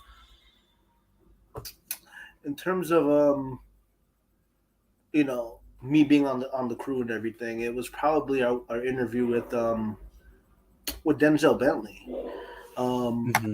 Not because I was able to get a kind of a lead on that, but it was just more so, he salute to that. Yes. Yeah, Denzel was he was speaking some real. Like I could really relate to him with what he was saying with a lot of the interview. I mean, every moment is great with y'all. Pause, no Diddy. I'm just saying, but I mean that one stood out to me just because he was. There's some genuine moments with him. You know what I'm saying? It's a thing where like I'm always gonna root for him in every fight. I know he got a fight that's got announced, and he's just a guy that is easy to root for. And I just remember he was so relatable. It seemed like if he was, I know he's a UK nigga, but it feels like if he was, if he grew up here, he'd just be one of us. And there's that kind of vibe from him. So, I mean, I think that's the one that might stand out to me, maybe. That's what it is, yo. Hey, Rome, what about you, bro? I got two, and they recent. One, the grill off. That was some raw shit. Y'all niggas. Oh, this is my first time on live talking about me winning. Fuck that. Yo, Pat, give me my props, nigga. All that shit you was talking, nigga. Yeah, just continue to drop some memories of your favorite episodes, nigga. Just say good job, nigga. Just say good job, Ron. Just say good job. That nigga ain't even pick up his grill yet, like. Because honestly, dude was like a Fast and the Furious type nigga in high school, like one of those Jamaican cats that be racing with the Hondas. And so you know how niggas had the whole pink slip shit back in the day, like. Yeah, and we was like, yo, this nigga like Rome took that nigga grill, like. But that shit was a highlight. Another highlight was my first fight going to, what was that, 2 weeks ago, 3 weeks ago, and the first fight I see was, what's that nigga's name? Emilio Vargas? Yes. That nigga knocked the nigga out through the ropes. Emiliano Vargas. Emiliano Vargas. Nigga, as soon as I sit down, I'm like, okay, let's see what these fights are about. This nigga just, first round, uppercut the nigga straight through the ropes. I'm like, okay, this shit is hard. This is a ring gang shit, nigga. Yeah, that was great for my first fight, and the first thing I see is a nigga getting uppercutted through the ropes. His life just ended right in front of him. That shit was hard. But yeah. Word. Recent, but nigga, that means we still doing shit that's exciting. Absolutely. Yeah, that's a milestone. That's milestone shit. It is. AOP, what about you? So many good episodes. Hard to choose one, but for me, let's see. Oh, I really enjoyed our interview with Evans Tobler. He is a character. Shout out to him. That shit was hilarious. That shit was funny. He and the funny thing is he's the type of guy that can tell a story over and over, and like, because I'll hear him say like the same stuff elsewhere, and it'll still be as entertaining as the first time he says it. Like, he's a character. He's entertaining. I enjoyed that interview. So that's probably my favorite. Let's see what else. I mean, I liked it, like some things like when Pat basically had like a little meltdown after Joshua Usyk, and like you could tell he didn't want to fucking do the cast that day. I did not. Yeah, that shit. It's very rare that I don't want to do it, but I was pissed. That shit was so hilarious because I'm like everybody could tell you were just so pissed. Like, Yeah, I wasn't fucking with it he was because like he was Eeyore that day from Winnie the Pooh. He did not. I didn't give no predictions on that or Fury Wilder. I don't think I've ever seen Pat that dejected ever in my life, and that's what made it so funny. Like that's one of the rare times where I did a podcast and I was not in a good mood. I didn't want to do it. Like but it was such a significant fight. I had to, but yeah, I didn't want to hear it from nobody. Like I was. Yeah, you and Karma Serene were depressed after those Usyk those Joshua Usyk fights. Because in my heart, I knew some fucker would happen like that, but again, I didn't give out any public. I did like when we did the preview. I told flat out I'm not saying no predictions. Said things for Wilder 3. I was, and then when I see that shit happen, yeah, I was not happy. I was in a really bad mood. Let me see. Another one was I honestly after the Wilder fight, Wilder Fury, where I mean LB got on because LB called the knockout by Fury and like the exact round. So he came in and he was just so boisterous. Like, this shit was so funny. We couldn't say nothing. Like, it was. He was completely on point. So it was like he called it down to the T. That was what can he say? And he was, but it was also how the fight would play out too. Yeah, that's what I said. Call it down, right down to the part. T. Yeah. Called it. He'll walk him down, take away his right hand, beat the shit out of him. Yeah, right down to the T. I'm still surprised that LB isn't doing the victory lap for that. Because I expected his. I'm not Crawford. No. I wasn't even going to mention Crawford. I thought that victory lap for Shuttleworth would be like Pat's victory lap for fucking Lomachenko Salido. Like, he spent years bringing that shit up because he predicted that way. He predicted Salido to beat Loma, and for years you never heard the fucking end of it. He carried that shit for like 5 years. I was like, bro, give it a rest already. God damn. And for like a nip and tuck close fight too. Like, he was not gonna let you forget that he got that fight correct. Like, yo, what the fuck? And I low key blame the Lomachenko stands because there were a lot of them. You know, they were getting a little. They weren't as annoying. They kind of settled down after a while. Once some of the racial stuff started coming into play, some of them they're still out there, but yeah. That prediction with Pat plus his somberness after the Joshua fight where he lost. Let me know that LB was correct when he said sore winners are also sore losers. Yo, I'll be spitting. Oh man, so I guess I'll go with my memory. And believe me, there's so many of these. Like, I want to hear this one. Oh shit! So first, I made the episodes. The one that me, LB, and PJ did on Jussie Smollett. Because we did it on I think we did it on a Friday night, nigga. Like, we did that, and it was just jokes upon jokes upon jokes. Like, we were just like, yeah. When we had brought up the fact that the dudes were like Nigerian, how you started acting like, yo, I ain't gonna like King P, right? Like, the way you be, when that shit somehow ties into you, you be like, nigga, like, nah. Well, nah. I mean, I still have jokes though. Like the whole episode. Yeah, you did. That, and then of course the platform episode, like that. And then, by the way, like I said, though, platform 2 comes out later this year, so we're all going to be watching it. But that episode was hilarious because it was because number one was a disgusting movie, and Roman King P were like classic on that episode. Yeah, that birthed the Netflix ending term. Yeah. You know, and that was class. Those episodes, and then of course the one with the lone podcast that we did on Saturday for the Chappelle show one, where Chappelle basically offended everyone in the alphabet. Oh, that stand up, right? Yeah, and that was classic. I think that's the one Saturday podcast, right? Or you just said that's the one Saturday podcast. Yeah. No, 2. That's a second. Lomachenko and the Tank. Oh yeah, that's what we did do. Ironically, who might be fighting this year. Right. So we might have to do a live Saturday for that, just like 20 minutes. Like, hey, nigga, fuck that. The complete full circle. Yeah, so yeah, those episodes, yeah, like those were to me like those were like honestly those I mean because they're not boxing related, but it really kind of shows you the type of humor. Like it's related. I think that's what makes Ring Gang like it's relatable. Like yeah, the box like we talk about the box. I always do the boxing stuff we talk about. It's cool and it's stuff, but sometimes when we talk about the music or other shit like that, and that's what people are like.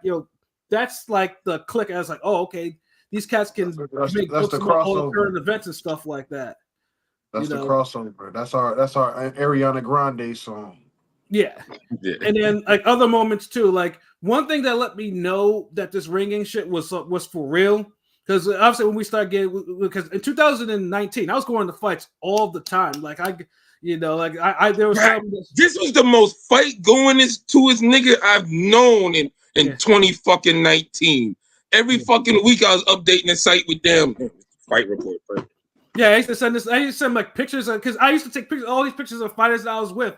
But the best one, but the best moment was when I went to Joe Smith and Bivol up in Turningstone, upstate New York, and it was cool because it was a good, it would be a good fight to go to.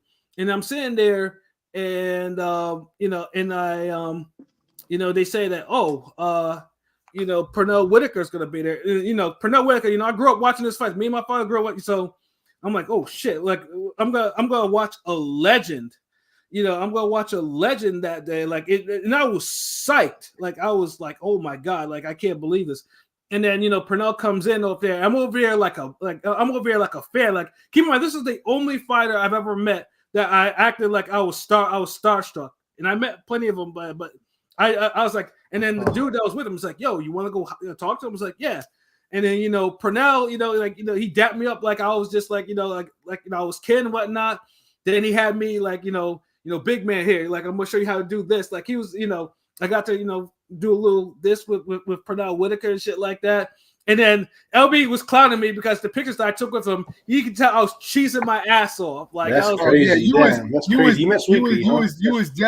You was definitely fanned out. Respect. Yeah, I mean, it's Pernell Whitaker. Your ass. I mean, I don't blame you. Like, Pernell Whitaker, I'd have got he'd have got a big smile from that's like, all time like favorite. Like, it's a fucking all time legend, dog. Yeah. Rest in peace. And that's why you know because I was talking. I remember during the fight, I was talking to him like he was laughing, like we was over here talking boxing. And then I wasn't thinking. If I was thinking, I would have gotten an interview. It probably been one of his final interviews. But I was because like I said, I was so fanned out. Just I was talking, I was drinking, eating with and shout out to Big Faces too, because that's why I first met him too. Big Faces Worldwide. Salute Big Faces Worldwide. Salute that. I met him at that fight too as well. And he got his pictures with Pernell and everything like that too. But that's what it really meant. I was like, yo, this reggae shit is really real because like I'm meeting, I'm with an all-time great legend right now. Like yeah. When Pat told me that, like that's when I knew, like, yo, we did the right thing with fucking Ring Gang. We didn't let none of the turmoil, none of the beef make us fall apart. Like I knew then, like this is a good because at the time, like, and Pat knew I was one of these niggas who I wasn't even looking forward to going to fights like that. Yeah, my motivation for Ring Gang was completely different for everybody else. Like I didn't care about the fight shit. So when he found out, when I seen him meet like one of my legends, I was like, this is it. Yeah, and of course, like I say, Pernell would pass away like about 3 months later, give or take or whatever. But it was just like that, just the memory, just the fact that I have all these pictures of me and Pernell, and just the memories. Like I was like, yo, that's a memory that I would cherish. Like, and it looks, I've been to several fights since then, and like it's all been great. You know what I'm saying? But that like he's the only one that made me fan out like completely. You know what I'm saying? Like, I ain't gonna lie. I was almost like that when I took the picture with Roberto Duran. I was like, yo, yeah. Well, yeah, that's fucking Roberto Duran, nigga. Yeah, it's Roberto. Yeah, hell yeah. Like, hell yeah. Like, can excuse. And the crazy shit about the whole Pat with Sweet Pea, around that time, and this is like 2019 was fucking 2019. Me and Rome had that Time or Tell song we did, and Prolific had like a highlight video, and I think and we had put Sweet Pea all up in the video. I think during my verse or Rome verse. I think it was mine, but and so it's like that came out, and I think when maybe a couple of weeks later, the whole Pat ended up meeting this nigga. Yeah. So that shit was just when I look at the whole, that shit just fire to me. Like it's on some like it's like we put out saluting energy, like and somehow it came back to us quick as fuck. Manifest destiny, nigga. Manifest destiny. Yeah, that's fucking crazy, son. Manifest like destiny, that's perfect. To really put it out, like. Yeah, like and at the end of the song, I think we got Tiafimo at the end of Rome part, and then that ends up being Rome's very first fight. That's my first fight that I go see. That's crazy. So it's full circle, bro. Yeah, so sometimes you got add out and then the cipher gets completed, man. That's just the way it goes, man. I'm about to go in the studio and rap some lotto numbers, nigga. And be in that bitch like 23, 42. 57. Hold on, let me I won't Pat to finish, but I don't want like too many comments to add up here. Hold on. Oh yeah, good job on the steak, bro. Hell yeah, Blazing Killer. Yeah. We ain't done with the cooking shows, bro. Anthony, salute. What it do? Congrats on 6 years for Ring Gang Radio. For Ring Gang Radio, even though I'm a fairly new sub to the chat. Now we appreciate it. We appreciate you, bro. Thank you for still dropping by, brother. I got an album review episode for you guys for your next music playlist. The new Eminem album, Death of Slim Shady, is freaking fire, man. We are going to actually review that next week. I heard it the first day, bro. Yeah, Eminem's spitting on that, bro. Like, yeah, like we going back to the straight up album reviews. Like, we do it all. It's just we got so much to offer. I have to sit back and delegate what heat y'all deserve at what moment. It has been a minute since we did album reviews. It's been it's been a minute. We bringing it, but we doing that in the Juicy. We bringing back a 2-for-1. Like is he rapping better than he was on Music to Be Murdered By? Because that shit was fire too. Oh yeah, he was fucking spitting on that too. Yeah, he's rapping like that. Yeah. And Kamikaze or whatever, what was that shit called? Kamikaze, the other one. I think so. Yeah, it was Kamikaze. Yeah. Nah, fucking like Eminem's rapping on this shit. Really killing. He been killing lately. I don't know when niggas saying he's back on. Like this nigga really been killing shit. It's just honestly, it's just some of the shit he says that kind of just take you out of the songs. But musically and him rapping wise, this the best Eminem I've heard since fucking high school, nigga. Like, because to me personally, M's second album is my favorite album. I feel like that's his closest classic. Like, I know a lot of people say Eminem Show, but like, the Eminem Show for me. But I'm like, what is Slim Shady LP? No Big Please Part 2, nigga. Slim Shady LP is great. On the cover, right? No, Marshall Mathers LP. Marshall Mathers LP is great too. Yeah, that's mine. That's the one I fuck with. Also, and with the purple house, right? Yeah. Marshall Mathers LP. Yeah, that's the shit right there. That's the shit. Pat, at what point did you? All right. Did you? I'm sorry, Ron. I'm sorry. Pat, at what point did you take that picture with Sweet Pea Whitaker? Was it at the end of the year in December, a few months before COVID hit? No, he passed. He passed in July. So it was. I think it was March. I think it was like March or April. I took that. No, it was March. It was March 2019. I took that picture with. I took a couple of pictures with Sweet Pea. So so it was like it was around there because he passed away that summer of 2019. So I'd be having all the damn boxing pictures. Nigga got that one. Shout out to JD, one of the OG Ring Gang members. Mexico stand up. He got the picture with him and Mikey Garcia. Yeah, I do too. Yep, Mikey Garcia, Josecito. I can go on. I have like, the one who creeped me up the most was Jimmy. It was Jimmy Lennon. Yeah, it was Jimmy Lennon. Yeah. You said creeped you out the most? Yeah, I'll go offline and discuss why, but I don't want to say like he was cool. Don't get me wrong, he was cool, but I don't want to do an imitation of him on live. This nigga Terry Crews your ass, nigga. I mean, listen. I mean, he was cool, but it was it was a vibe to him. But he was cool. He was mad cool, but it was a straight up vibe. But the Mikey Garcia. Like I have so many pictures. Fucking fucking Winky took a like me and Winky took the fucking selfie of the picture of Oh me and yeah, him. yeah, he got the Winky picture too. Yeah. Yeah, I got a picture with Winky too. That was great. Yeah, I fuck with Winky. Yeah, I mean, and the funniest too is like me and Pete took a picture of Danny Jacobs, but my fucking phone kind of I don't know what the fuck did with that shit. Like it's like it might be I'm gonna have to look at my backups because I don't understand where it went to on my phone. It's in the cloud. Check your iCloud. Yeah, but yeah, it was just so many of those. And then another thing I'll just mention too, because like 2020, like honestly, COVID, when things kind of slowed down, it was just like, damn, like, and I think that's when we were probably at our most kind of creative stuff like that. So even with the prediction videos that I did on IG, I think some of those, like, I kind of took them like, okay, let me just really take them in terms of like try to spit some venom at some of this shit because I'm the old man in there. So there's some shit in there. Like when I think one of the Caleb Plant videos, the Caleb Plant video that I did when he was facing Truax, though, yeah, I was like, you know what? I don't like this fucking fight, so I let loose. I let loose over 8.5 stepping. Shout out to P because that might actually be one of my favorite collabs though, because P did the intro and the outro to that shit too. And I remember I was just like, because I was disgusted at that fight too, and. Yeah, I remember as I was writing I could do the ring save forgotten fade articles, and I was just writing. I was just to write the shit like okay, it was just like real prolific, and even be able to do a spoof on Bob Arum during that time period. Like it was just like the COVID. Even as things slowed down, like ring game creativity didn't slow down. I was just okay. I'm creating all man, this is a lot of shit.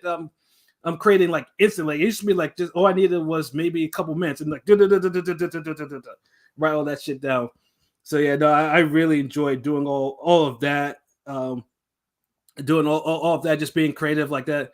But yeah, it was just doing a whole lot of just being involved in all the aspects of ring game, man. There's plenty of memories, and of course, obviously, like I said, going to the fights and some of the fuckery, like in the Newark. I'll probably never go there again unless it's like really, a controlled situation. Because Stevenson versus Zepeda. Huh? You'll go there for Stevenson versus Zepeda? Yeah, I'll do that too. But yeah, because I went there when it was Shakur versus some, I think it was Guevara or some shit like that.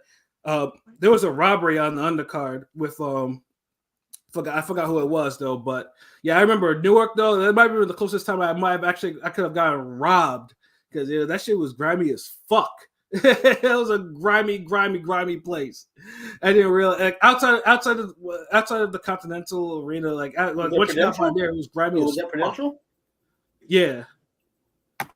Yeah, Newark is a grimy place. Like I remember I got approached by every fucking body. Even when I was at the bus station getting ready to go back to Boston, like 2 motherfuckers is rolling up on me asking the time and asking for money and shit like that. One of them looked like Bushwick Bill. Like it's like shit was crazy, bro. Like yeah, it was that. Yeah, their homeless people are even more aggressive than ours are in New York. It's super aggressive.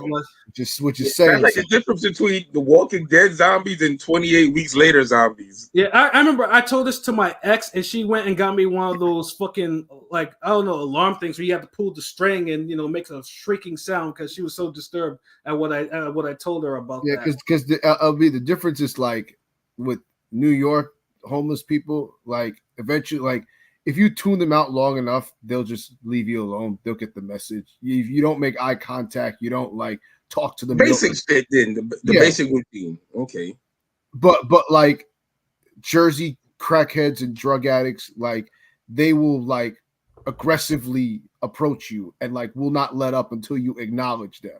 Like that shit is the most annoying thing. Like, bro, like, I mean, we got similar strains in parts of South Florida. If you're in the Club District, Los Angeles. Even in North Florida. I remember I went to fucking Orlando and there were homeless people and these motherfuckers I was walking and these motherfuckers followed me for like 5 minutes. Like while I'm walking, I'm just like, yo, get the fuck away from me. Like, why the fuck you follow? Like, bro. Like, you was looking like a lick and a half. Take the fucking hint. They was like, look, it's Drake. Oh shit. Yo, but that's it for me, yo. LB, yo, what are your favorite like memories? I'm gonna make this quick so we can keep the show going. Of course, I got plenty of favorite episodes. 2018, it gotta be the very first episode of Ring Gang, the one on SoundCloud, the Laura Heard. That's a classic. The reason being because it was me and Champside had picked Heard to be Laura, and we was talking our shit. So I just started the podcast with the upset, and that was a great fucking fight. And who won that fight? Heard, Jared Heard. Didn't he drop him late in that? He dropped Laura late. Yeah, he dropped him late. I think it was a right hook. Yeah. So yeah, that was because it was iconic. The Wilder podcasts at the end of the year in 2018 were hilarious, and just the contrast. That's a classic for me. The Jesse Smollett one that Pat mentioned, classic. That was a great episode. Because people don't understand how funny PJ is. Like, niggas don't really know, because he has that call center manager voice. So his delivery just be you just can't plan for it. It happens. And right. He's funny intentionally and unintentionally. It's like that Frasier humor. Yeah, it is. He called it. Facts. He called it. He fucking called it because even a classic episode. Speaking of PJ, shout out to my nigga PJ, who I like to call my Bruce Lee because we be doing the old student shit. I told him, I was like, you're my. It's like I'm the yip bag to your Bruce Lee nigga because you up here you all famous and shit. You got a whole school. I'll be randomly teaching niggas and shit. I got a handful of elite niggas type shit. So yeah, PJ that nigga. But one of the classic episodes was Sean Porter versus Errol Spence, and we had big faces on it. Yeah. And I didn't know at the time because this is what I used to do too. We'd have a podcast and PJ hit me up. He get out of class early, whatever. When I say class, he's done teaching class because this nigga teaches boxing, kickboxing, all that shit. And he'd be like, yo, y'all casting? Y'all potting? I'm like, oh yeah, word. Here the link. And PJ, I got so much fucking respect for him. I'm not gonna see if he's good. Even with Rome, I give you the link. I already know you good, whatever. Right. But PJ, one of those niggas that I really gotta see if he's good. Because I give him the link and he shows up and it's a night where we got a guest, a feature. And when I say this nigga was drunk, this nigga be rambling. He'd start cutting niggas off and then talking. He would ask a question that made no sense. And we would all be dumbfounded. And he was doing that the whole night, and when Pat would start talking, this nigga would start cutting him off and start talking.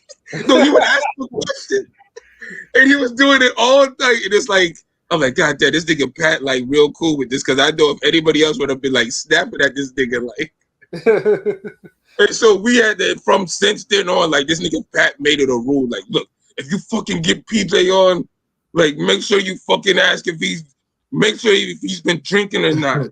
God damn it. This nigga let me know. I'm so I'm I let PJ know, look, you fucking embarrassing me out here, bro. We don't discriminate against no drinking, but you can't be white girl wasted, nigga.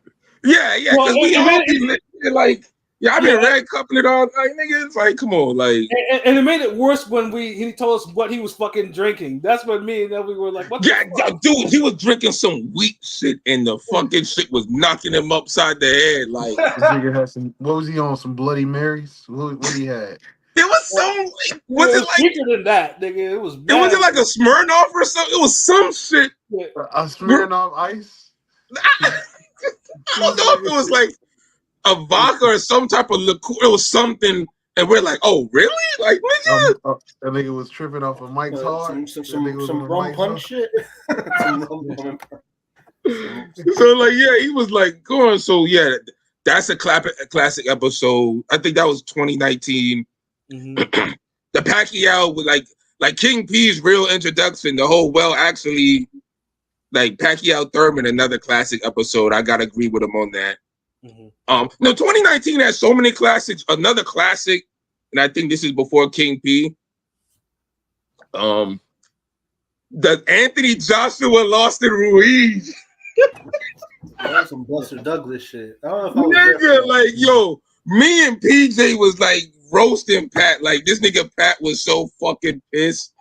Mm-hmm. Like, yeah, like this nigga was so fucking pissed at Joshua. Like, we even put like a little snippet on the damn Ring Gang mixtape. Yeah, we dropped the mixtape, nigga. Like me and Rome rapping our asses off on that shit. Like boxing, every song is boxing song. But yeah, classic. I'm trying to. 2020, I think maybe Povetkin White was a classic episode.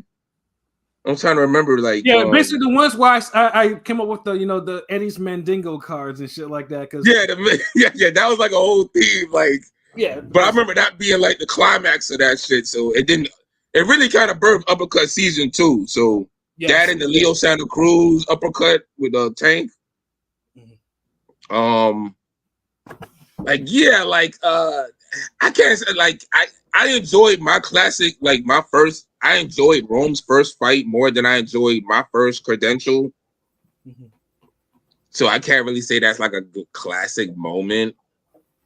But it's dope that, like, it was dope at both times. I had like the Ring Gang shirt and the hoodie, and that shit niggas be pointing me out from like miles away because that shit is just so fucking different. Like Ring Gang drip is just different, nigga. Nigga see a punching bag nigga on a face, like, yeah. But yeah, it's the cartoons. Doing the cartoons were classic moments as well. Shout out to my nigga Black Droog. I know he's still doing big shit over there in the TV world, executive producing shows and shit. I know he got to holla at me. Last time I heard he was doing some documentary with like the hip hop pioneers, like Dougie Fresh. Isn't that shit on like Hulu or Freevee or some shit like that? I gotta see, nigga, you because he told me before it came out. Like I gotta send you the picture. He got I think Big Daddy Kane. All them legend niggas. So yeah, so shout out to him. But the animation we was doing when we did the cartoons, the Flow the Hardest video, me and Rome, like I remember the goddamn one of the favorite moments was when me and Rome filmed the fucking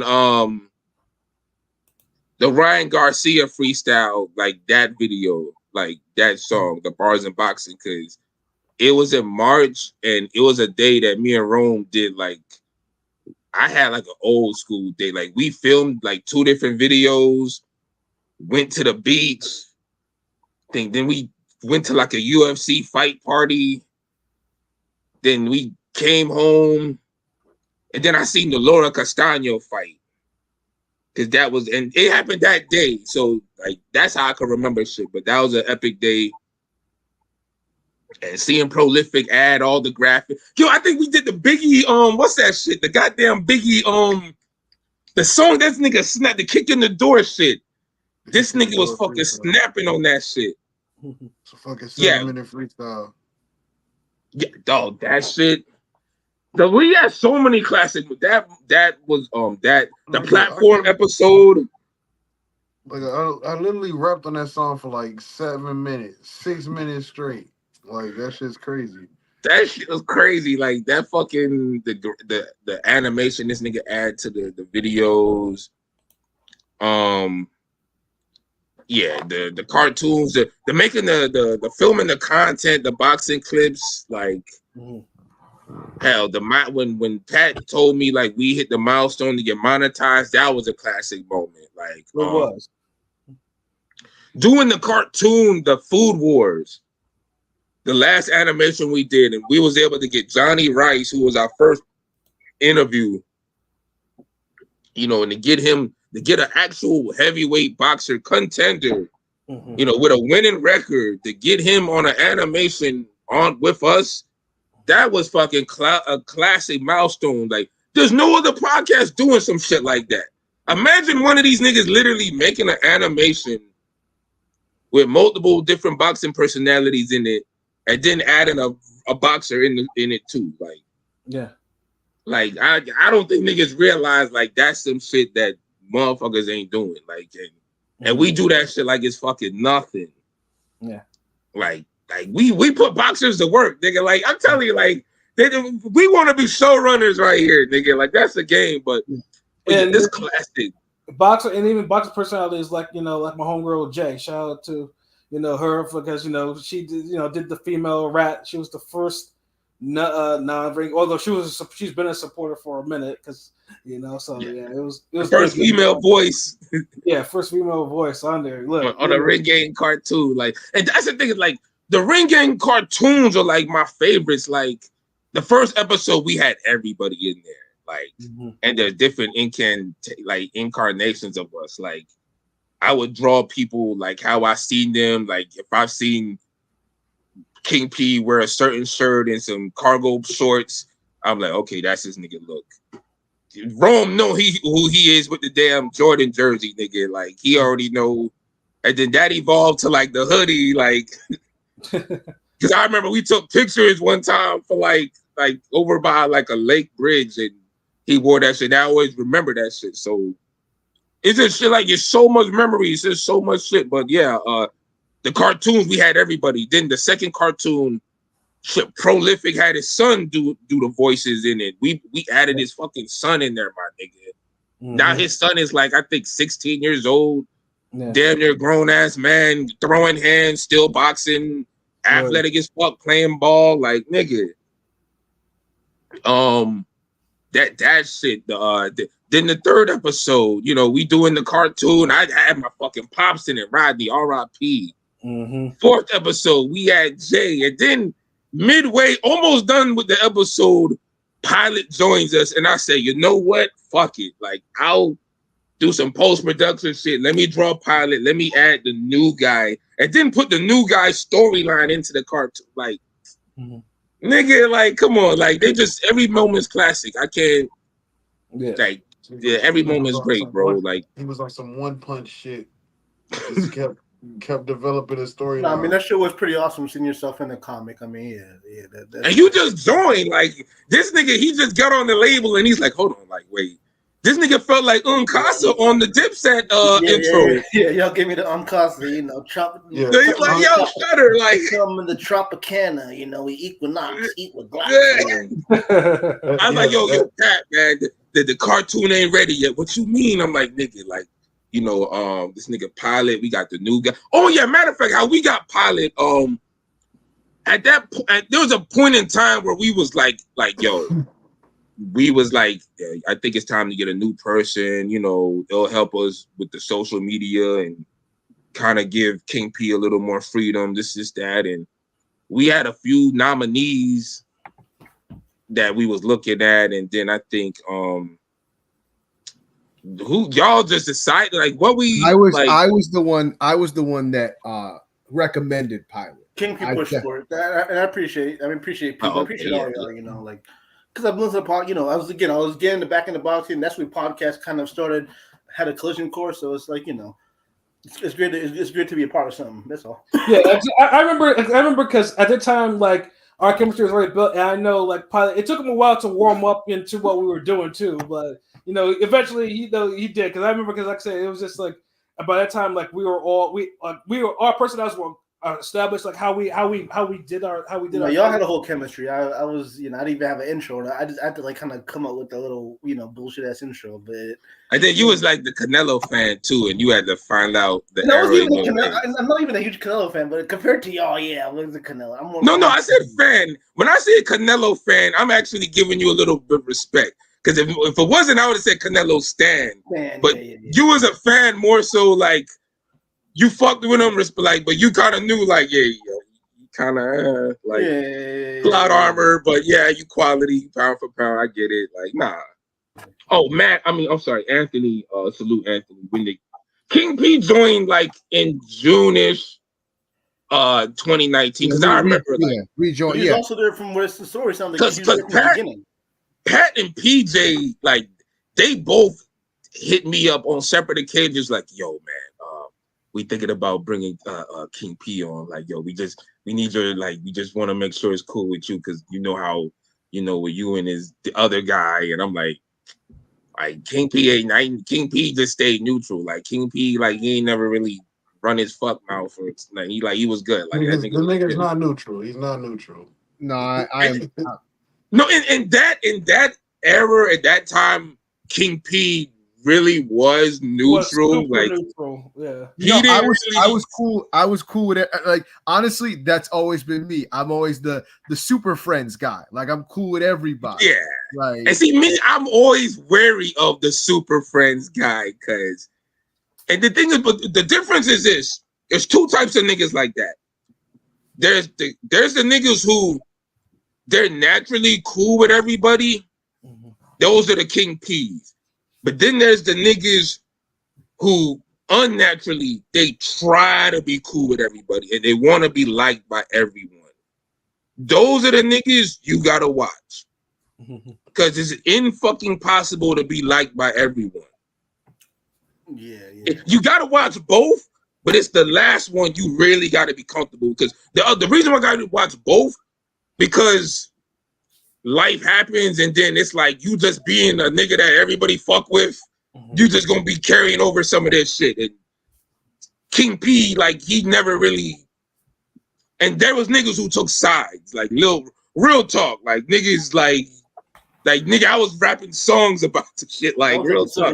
That was like a little mini civil war y'all had. Yeah, it wasn't like a mini civil war, like the yeah, it was like an Iron Man, Captain America shit, like. Mm-hmm. So yeah, but so it was easy for me to be like, yeah, because PJ was super neutral, and and Pat was diplomatic, and King P never really was on no fuck shit, and I knew in his heart King P a real solid nigga, and he just was the real essence of I just want to fucking talk boxing and not all this bullshit, man. God damn. And on top of that, I mean, you can't deny that, bro. And on top of that, me and P had linked up before even ringing was a thing. So me and P were all me and P were already super cool, anyways. Like that, So it's like, so it was only natural. Like, it wasn't no.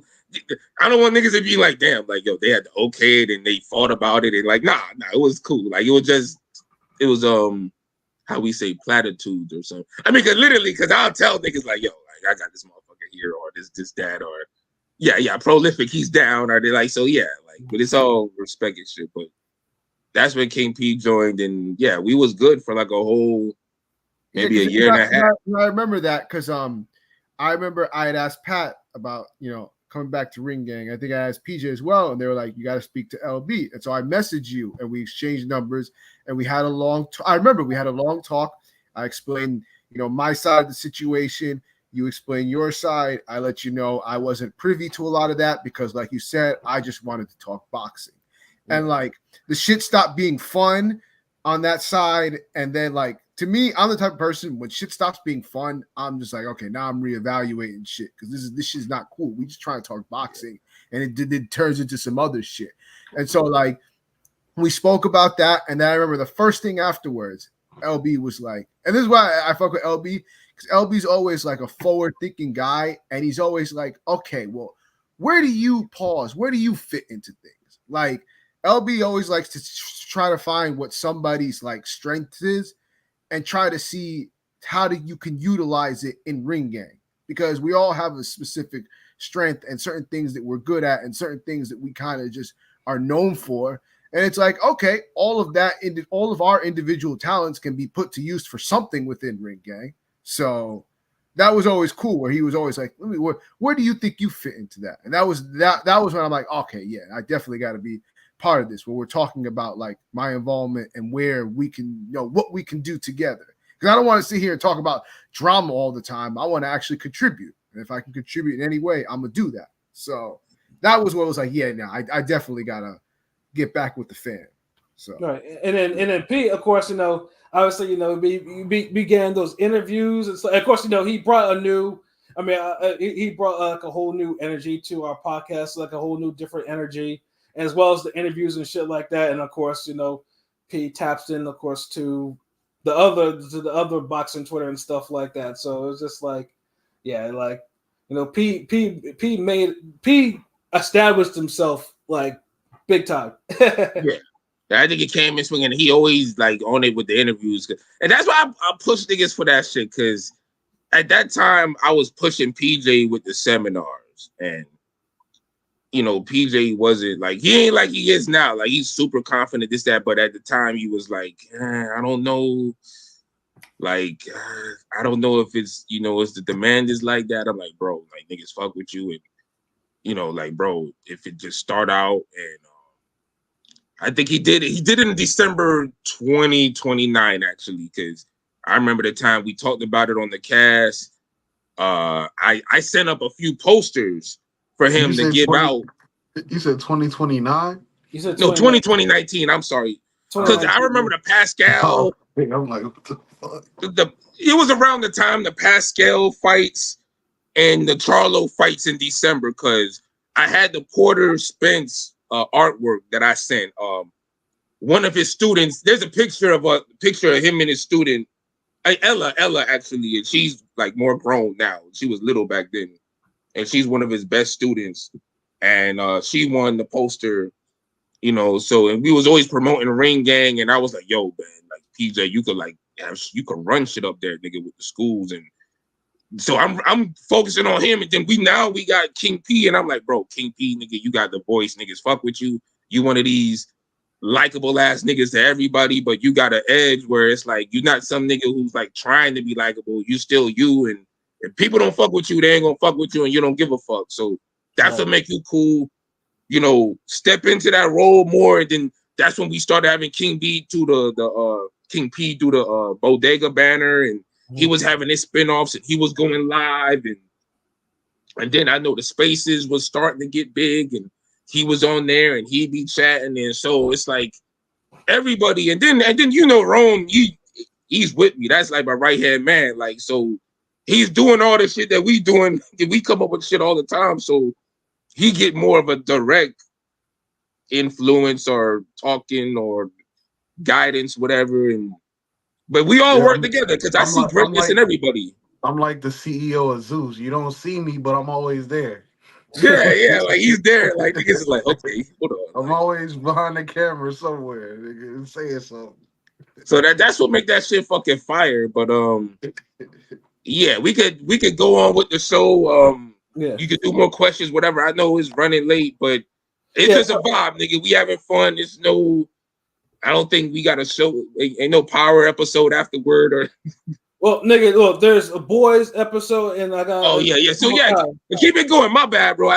Because I'm gonna jump on Cobra Kai, nigga, or this gym, nigga. Like. Yeah. So I mean, I'll just jump ahead and let's do the part 2 of the artwork poster giveaway. So like I said, like earlier, if you're still listening and you want to put in, just type in 1 in the chat. Like I said, if you're, obviously if we see like 3 or something like that in there, then I'll ask the first question for the second artwork. Oh yeah, hold on, and salute Blazing Killer. I didn't want to forget that you did say. I remember I had a mini convo with Shutter on Twitter about who wins between Hutchinson's and Brandon Lee. Then the stream that night we had a mini debate about it. Yeah, facts. That was also a great episode too, because I know we was going into detail about boxing and defense and ring generalship. Yeah, I love that whole discourse, and let's be able to talk boxing and be respectful. Niggas ain't getting their feelings. It's just we giving different points of views and enjoying that shit. So yeah, like, and that's almost a 3-part conversation because me and my sister had that same conversation that added to it. Like, but yeah, sorry, Pat. Like, I just had to acknowledge that. No, shout out to Blazing Killer. So yeah, like I said, if you still want to participate to get the second artwork, just type in 1 in the inbox. Like I said, if I see like 3, then I'll ask the first question. But yeah. Outside of that though, I'll preview, I guess, the new Sample King song. I'll do that real. Let me set that up. It's called, was it July is Forever? That's the one. Yeah. Hold on. Let me. I got pull up for that one, bro. Like y'all. Yeah, because I mean, so it's not okay. So it's not like in the YouTube or anything like that, which would have been nice, you know. My bad, it's unreleased, nigga. Like, Well, you can make it in where oh, so you would have been on some like uploaded on some private shit, and you'd have yeah, just played it. yeah, Like, and I could play that. I could play a snippet and and end it. But let's see. gotcha. I ain't because remember, nigga, we ain't even talk about. I just sent you the email, and nigga been busy, bro. Let me just. All right, let me share it, and I'll play. How long do you want me to play the snippet?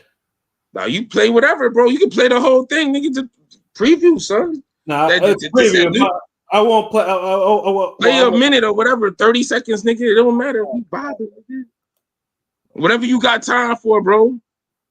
Let's see. Can I even share it? Oh, If it don't let you, that's cool. We move on. We look, no. we celebrating.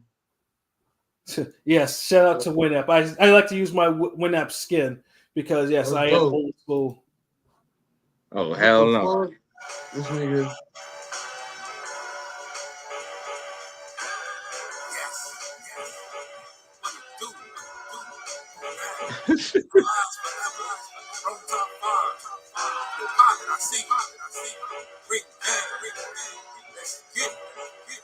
I see you say with the quality down.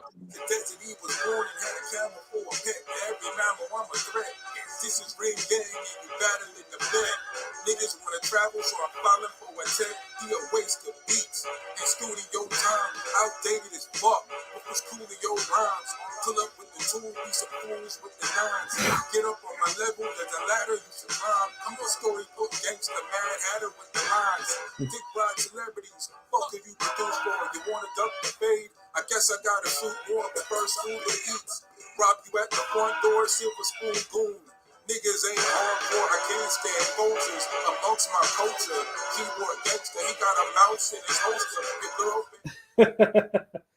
So yeah, that's the stuff that this nigga was telling me how he was getting how fun he was having writing this shit and stuff like that. That's hard.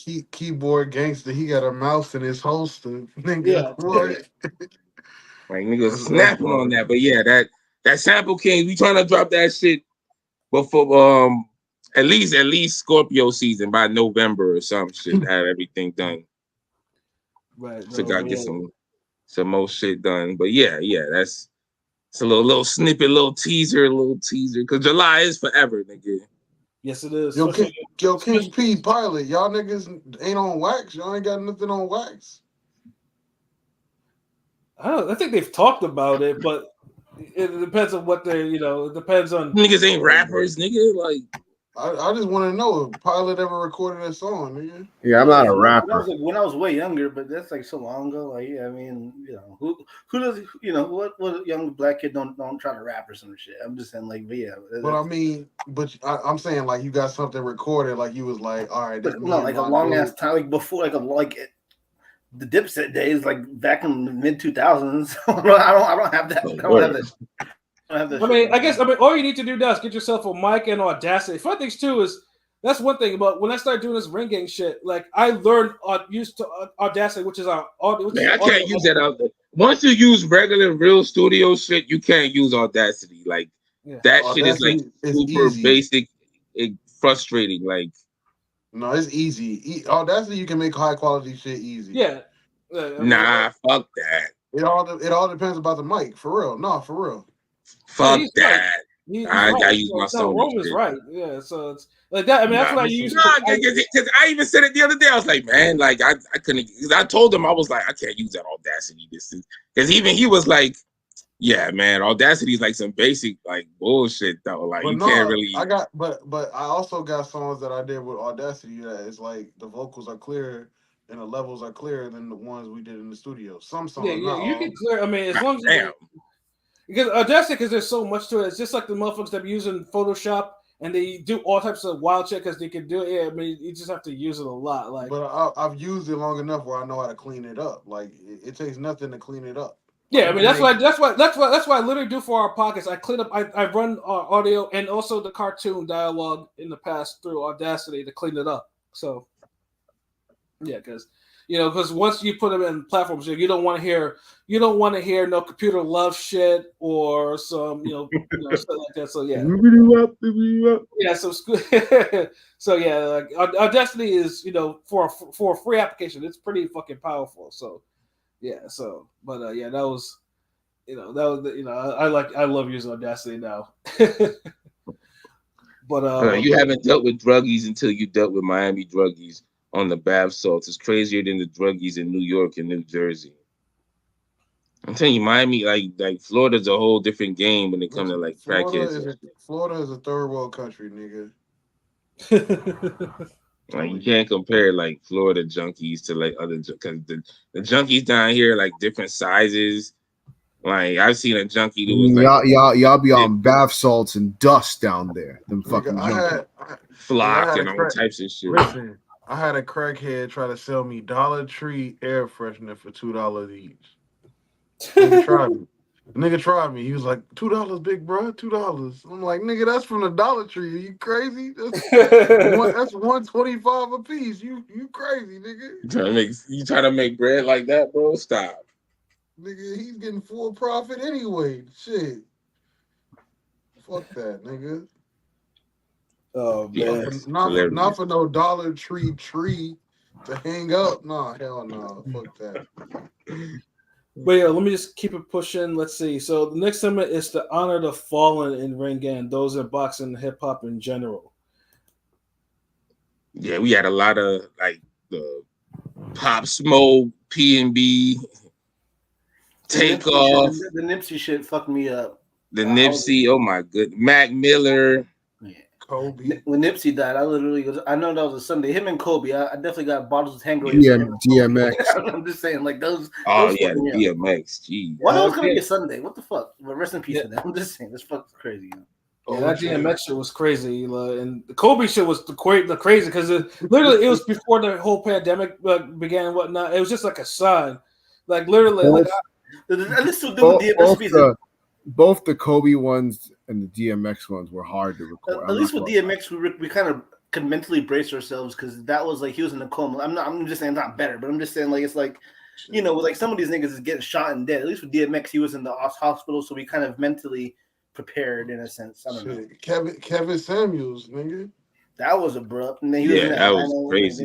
He in the Atlanta episode and shit. The fuck. But the Kobe one was just like. Honestly, I wasn't even in the mood to do it, but it was like you kind of had to do it because it's like it's either we get it over with or we just never talk about it again. And it's just like, yeah, no, we got to do it. So yeah, that Kobe shit was it was just so random because all I know is I think I knocked out on my couch. I took a nap and I looked at my Facebook and one of my homegirls was like, "Oh my god, Kobe, no!" And I'm thinking like, what? Like, what did this nigga do? Like. And I look, and I'm like, what? And then they say he died in a plane crash. I was like, it literally is one of the most unexpected things. Like, died in a plane crash. Like, what? And then there's little kids, yeah, like that's deja vu. I got Chicago, Illinois. Go through that shit with Aaliyah. Yeah, I remember when that happened. But I'm saying, like, I got Chicago, Illinois roots. I was born in Illinois. Jordan's my dude, but Kobe is the kid.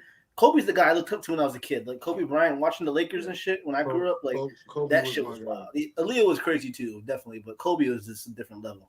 I remember I used to watch Kobe's jump shot and just practice trying to shoot like him, but my jump shot is not made to shoot like Kobe, so I can't shoot like him. But I tried, nigga.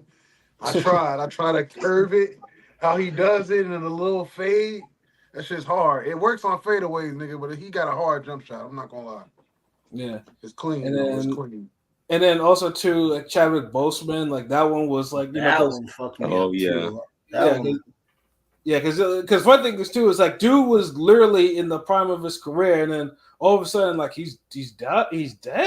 People remember. People were clowning him being in the wheelchair and looking. Not even the wheelchair, but him looking all sick. Remember, there was a little like a clip where he doing the Wakanda thing, and people were like, "Look, he's sick and tired of doing the Wakanda thing." Little did we know he was fucking really sick.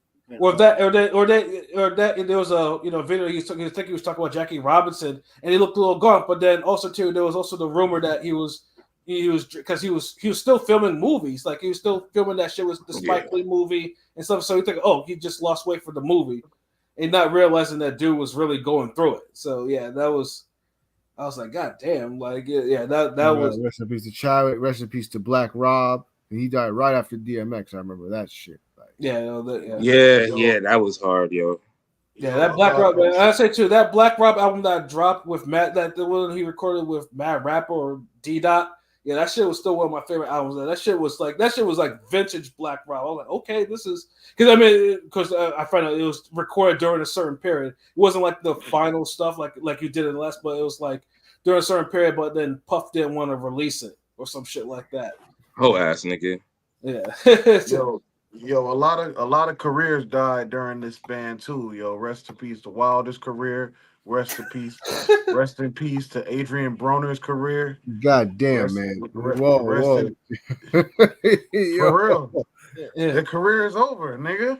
And we've seen the prime and we've seen them niggas fall off, nigga. It's crazy how like the whole span of 6 years, how Wilder's career has turned out while Ring Gang been running. Yeah, like Canelo we started. Wilder was like another Canelo lost, he out of there. Nigga, Canelo lose again, he out of there. Yeah, it's like that's why he don't want to take a fight that he might lose. But whatever, shouts out to him, I guess. He don't take a the fucking shouts out to him, I guess. Shouts out to him, I guess. Like what the fuck? Like that's like you talking about a nigga who like, hey yo, so my cousin, he ain't paid child support in like 8 years, and the niggas is like, yeah, shout out to him, I get like. Fuck that nigga! Like we gonna give him my cousin robbed somebody. Nah, that'd be like niggas on Twitter. That'd be like, man, he a bitch ass nigga. He's still my guy though. But you just called him a bitch ass nigga. Like I ain't gonna be nobody's dude. Like I'm your bitch ass nigga. Like I fucks with Shutter. Like you a fuck ass nigga, son. Like that's my guy, bro. You don't fuck with me at all. How the fuck do you say that? Oh, he a bitch ass nigga. That's my guy though. Like what the? That's some shit hoes do. Like hoes would be like, and they be like, turn around, like, oh, man, that bitch, man, her man cheated on her 17 times, but she still took that nigga back. Like, goddamn, like, but you was just in this bitch face, like, girl, did it? Like, yeah, that's some hoe shit. Like, I expect that from women. When I see niggas do that, I just be thoroughly disgusted. Like, I make the Kerry Washington face and everything. Like, ugh. Niggas ain't supposed to be doing no shit like that. Facts. That's why I said it's a real nigga commandment. I think commandment number 5 or what. That should be real enough to repeat what he say. Yeah, that's it. Like, if you can't repeat what you said in front of that person's face, then you shouldn't have said that shit the first time. Facts. So if you live by that rule, you'll never say no fuck shit about somebody else. Super facts. Unless you don't give a damn and you'll say that shit. Hey, nigga, say that shit. Yeah. Like, yo, he a fuck nigga. Then he show up like, yeah, there go that fuck nigga right there. Yeah, but it's just crazy. Like I say, how you just like how many things have went down within these 6 years. I know most people are asking like, why 6 years? Well, like I said, I mean, 5 years. Like I said, I mean, there was still stuff to celebrate, but not like it is like now. Like this year, we're actually meeting some real like milestones that me and LB used to like talk about like fucking 10 o'clock in the morning on the weekend, just on some like for like hour or two, just going over ring and shit like that. And all of a sudden we're meeting all these milestones and shit like that. So it's just like, you know what? It's better to do it now than it was. It was just the time to do it. It doesn't matter if it's at the 6 year now, but it's just like, because like I said, you gotta have a special type of discipline to do this shit week in and week out for 6 years. Think about it. If you look at this like a 10-year plan, you gotta for 10 years. If everything like a 10-year plan for success, the first 5 years is just proving to the universe that you have the discipline to be committed to this shit. It's doing the groundwork. Yeah. And that's 5 years. So when we got to the 6 years, everything just started like clicking. Like, because remember, we got on basically the playlist battle live streams and the training shorts. That literally is what kind of pushed us ahead this year, because there was a surge in both. We got real creative. We didn't get no cheat codes.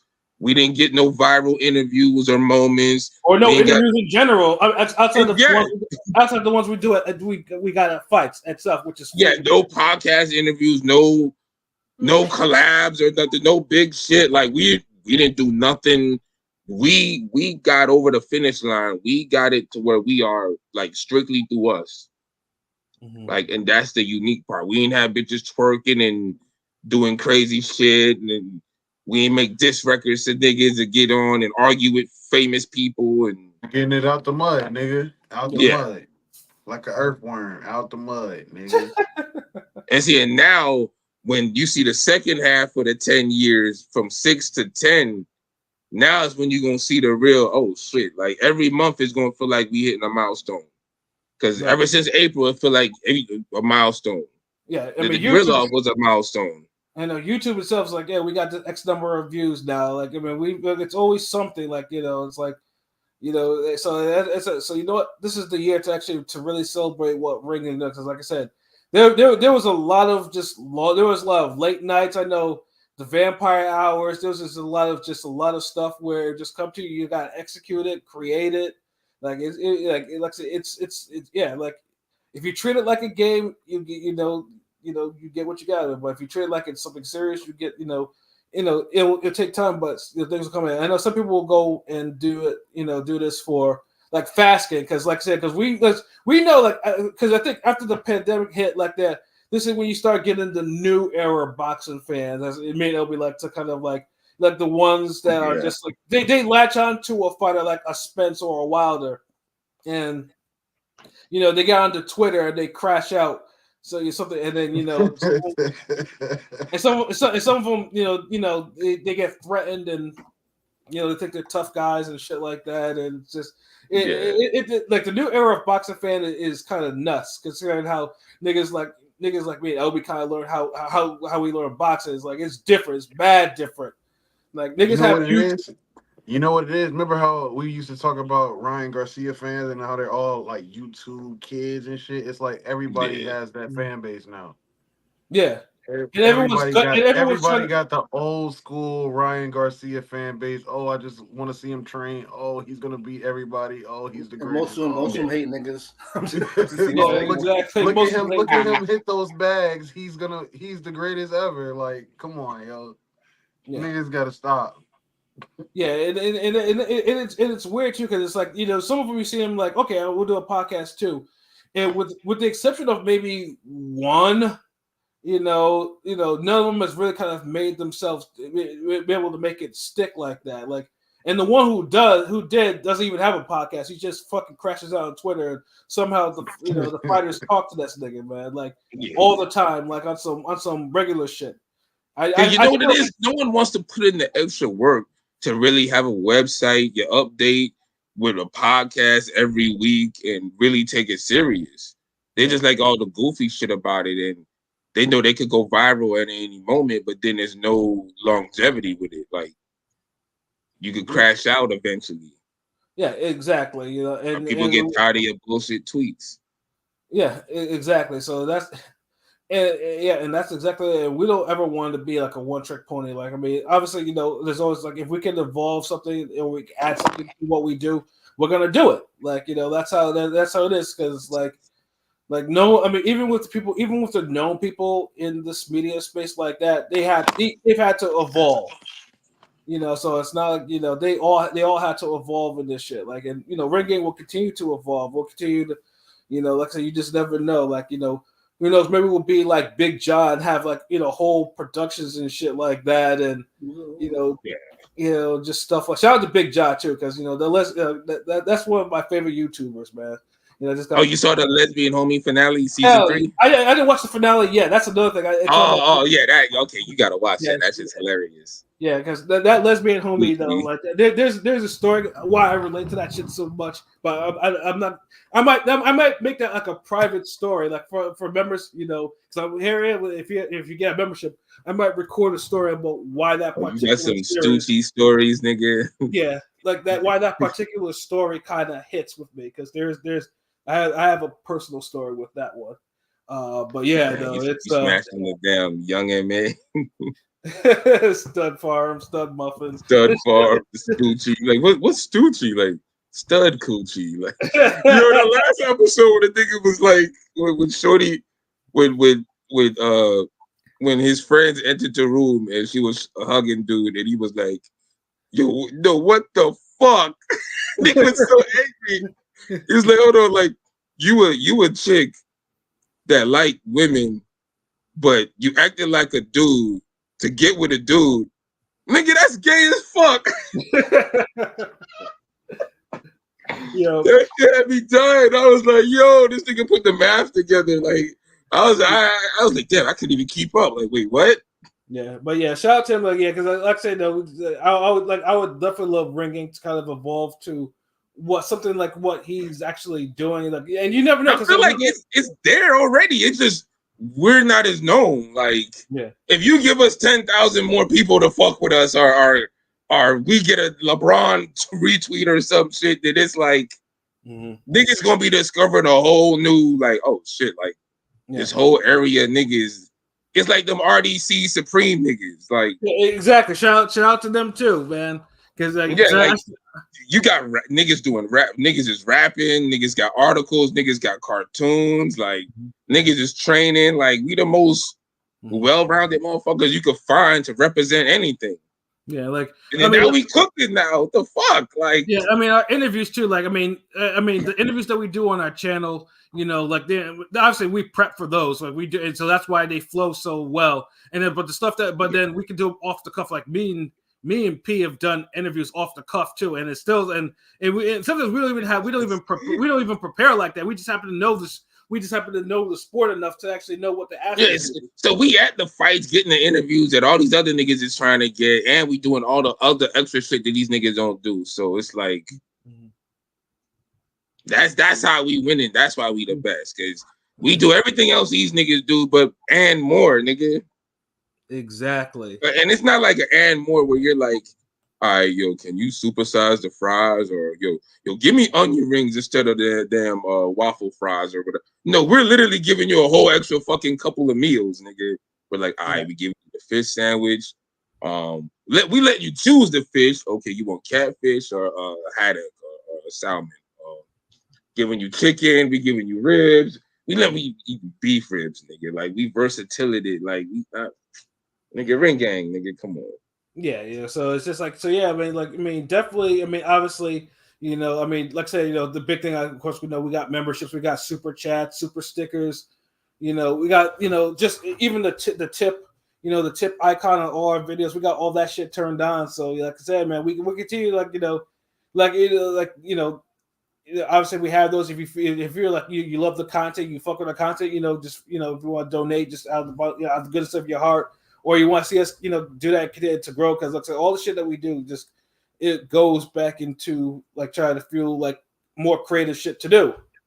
You know, like you know what else I'll do? Like, look, like because Android won this round, he won this one.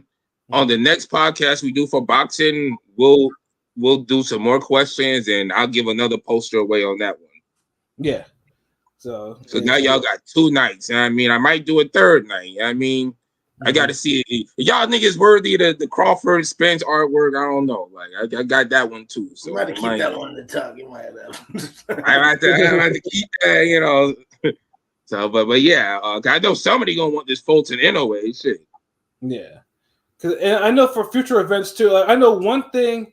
I mean, obviously, it's definitely something that we have kind of discussed too. And I mean, eventually, you know, it'll be more is like, because funny thing is too is like, for 9 of us on here like this, to have this type of chemistry, even though there's like only few of us have actually met each other in person. Like, you know, like I said, like me, like I mean, me and King P have met in person like several times. Like, you know, like. You know, and you know, obviously LB and Rome, like, you know, that's, you know, that's the right, you know, that's right hand man shit, so like that. So it's just like, you know, PJ, Lord knows, because I tell PJ all the time too, from where he is, you know, because, you know, I won't drop some cases, but I tell him too, like, oh, if I'm up in your area, you gotta take that metro and take that, come holla at me, you know what I'm saying? Because it's the thing, like he's one of the outliers. Like you got, because there's 9 of us, so you got 3 outliers, like. For some reason, we're in the regions we're at. There's 2 people together in each region, but for some reason, like Clanarchy, he's out there like an hour or 2 from London, but that's totally not close to where Prolific and DZ at. Prolific and DZ can see each other. They know each other. They Pat and King P, Connecticut with the Bronx, they're like right there, been at events. Me and Rome, but PJ, that's Canada. Who the fuck up there? Vegas. Well, I mean, if Pilot was still in Seattle, then I'm like, okay, maybe that would have been the case, though. But Pilot. But now he's in Vegas. He's far as fuck. Who out there with Pilot? So like. But the funny thing is like one of us. I mean, I've been to Vegas. But the one time that I was in Vegas, Pilot hadn't moved to Vegas yet, so I also that would have been a link. So but like I say, but I mean, if any of us gets approved or wants to go to a fight in Vegas, we get approved for it. We'll figure it out. Well, yeah, and then Pilot will probably meet me. I think Pilot will probably meet me or P first, one of us, depending on who goes to Vegas first. So yeah, me and one of these damn $75,000 parlays and niggas could get there a lot sooner. Oh my gosh. Hit one of them, it's like, all right, bro. So yeah, when y'all trying to do the in-person ring gang meet and greet. Yeah, trust me, we try to skip because like I said, I mean, with PJ I was like, yo, PJ, if I'm in your province or anything like that, yeah, come holler at me, I fuck your training, take your reliable train to where I am, and link. It's all good. One day we'll be all in Mexico sipping Mai Tais together and all that shit. It's all good. Yeah, nigga, hold on, a centralized location for all of us. Not Mexico. Would be like either Tennessee or Chicago. Like we could all meet up in one of them spots. You just thinking about the food in Chicago and Tennessee, nigga. Memphis, those Memphis are 2 random ass places. Tennessee. No, Memphis is like in the middle of all of us. No, it ain't. I feel like random ass. That was random. It is in the middle. It's like a middle. It's like a middle ground we could all link up at. Nigga, and I fucking know fucking Tesla. You gotta pick a better state than that, nigga. Shit. Hold on. What state did he propose? Tennessee. Oh hell no! What the fuck? Geographically, nigga, that's right in the middle of all of us. No offense, bro. If you was trying to do he must, guys. He must. I'm not trying to hit Mississippi or fucking Oklahoma. He wanted to do a grill off in Memphis. That's what it was. My bad. I mean, do something. If you said we can do North Carolina instead, okay, yeah, sure, but the Carolinas, I don't know what's in the Carolinas, nigga. That shit sounds like they be making the movie. I heard Charlotte is popping. I've been wanting to go to Charlotte. So. I have peoples in Charlotte. So I ain't been to North Carolina and shit maybe since 06. So yeah, but I mean, it was cool then. But but like I said, we just try because I know LB's asked PJ to come down to Florida to try to expand about with the training, because I can't deal with the cold day he got up there. And at one point, I couldn't travel. So. Yeah, I know. Yeah, PJ. Yeah, I know when PJ used to tell us the temperatures, and this was in Fahrenheit, not that Celsius bullshit that he be trying to force upon niggas, yo. But I was like, oh no. But it's summertime. PG be up there fighting polar bears and shit. Fuck that. That's too cold, nigga.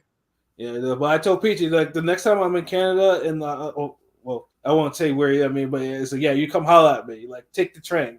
You have a reliable metro system there. You can do. Y'all niggas gotta quit with the running joke of his. I want niggas to know where you're at so they could go to the fucking boxing school. This nigga.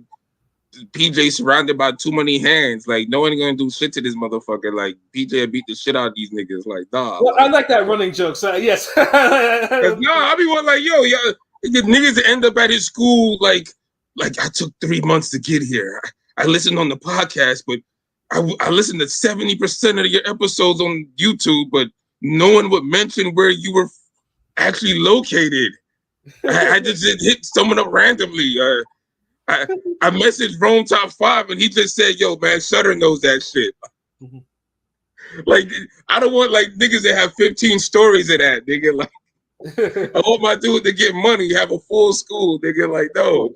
Yeah, of course. No, but like I say, it's just a running joke. Acting like he's somewhere in the goddamn mountains, some remote location training. Nigga, this shit like Cobra Kai. When you watch it, you'll see what I'm talking about. You be like, yo, that's some like with this PJ, nigga. Like you in the woods training ball. And if maybe then, and of course, I know P has been in Florida, but obviously there was like, there was shit going on, so you couldn't link over there too. So yeah, it's like, there's got to be like at least a different link, or me and LB or whatever. But like I said, I haven't been to Florida in about a decade, so it's He like, been to Florida, but this whole ass nigga, he stay in Miami, and then he come down for like 45 minutes, and that ain't enough to really be in Miami, Broward, hit up Boca and all that other shit, and be like, I'm in Miami, Boca Raton, poking your mom, her and your aunt all in love with the Don. So yeah, basically, I mean, hopefully that'll be a thing. Maybe this year there'll be a different type of link or whatever, but we'll see. Episodes. And then of course, like the international, I mean, honestly, I mean, I've been to the UK before, so it's like, but of course now this time I haven't been to the UK, obviously since we started this, but it'll be, like I said, but if I end up in the UK, because I want to watch a fight in the UK, but it might be a significant fight, but I would definitely hit Prolific, who I talked to out of all the three. I mean, I talked to Prolific the most, so it's just like, definitely got a link. Clanarchy been to New York once, I think like 5 years ago, but this is before like Ring Gang started, so he would have known them.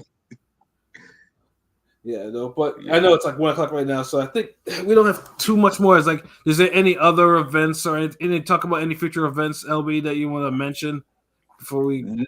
Nah, the only thing I was because I was chilling with my students today, and we was vibing, and they trying to get another little cook-off live.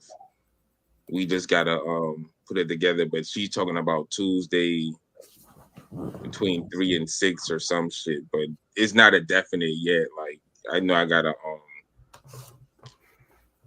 like iron shit out a little bit because we was trying to get stuff. I don't want to say we was trying to make something happen before a certain date, because if I say it, everybody's gonna be like, is it something day today? Like, and it's no, nigga. Like, but yeah, we was trying to do another cook-off live before the champion comes back. But yeah, so we might not 100% sure yet, but we'll know by next Sunday, Monday, and we'll let y'all know, and we'll definitely mention it on the cast. But yeah, we definitely getting back on the food shit, and you could get to see more people involved with Ring Gang.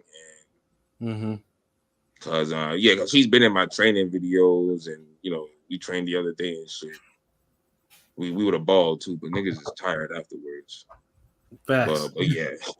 Well, yeah, we definitely back on, and I know I haven't been making a lot of the training content lately, but because just niggas is busy. You got like niggas have side adventures in the summer, and it'd be like 92 degrees every day, my nigga. Like like you can't be out there. Like you got to be out there early. You want to be done being outside like around 11.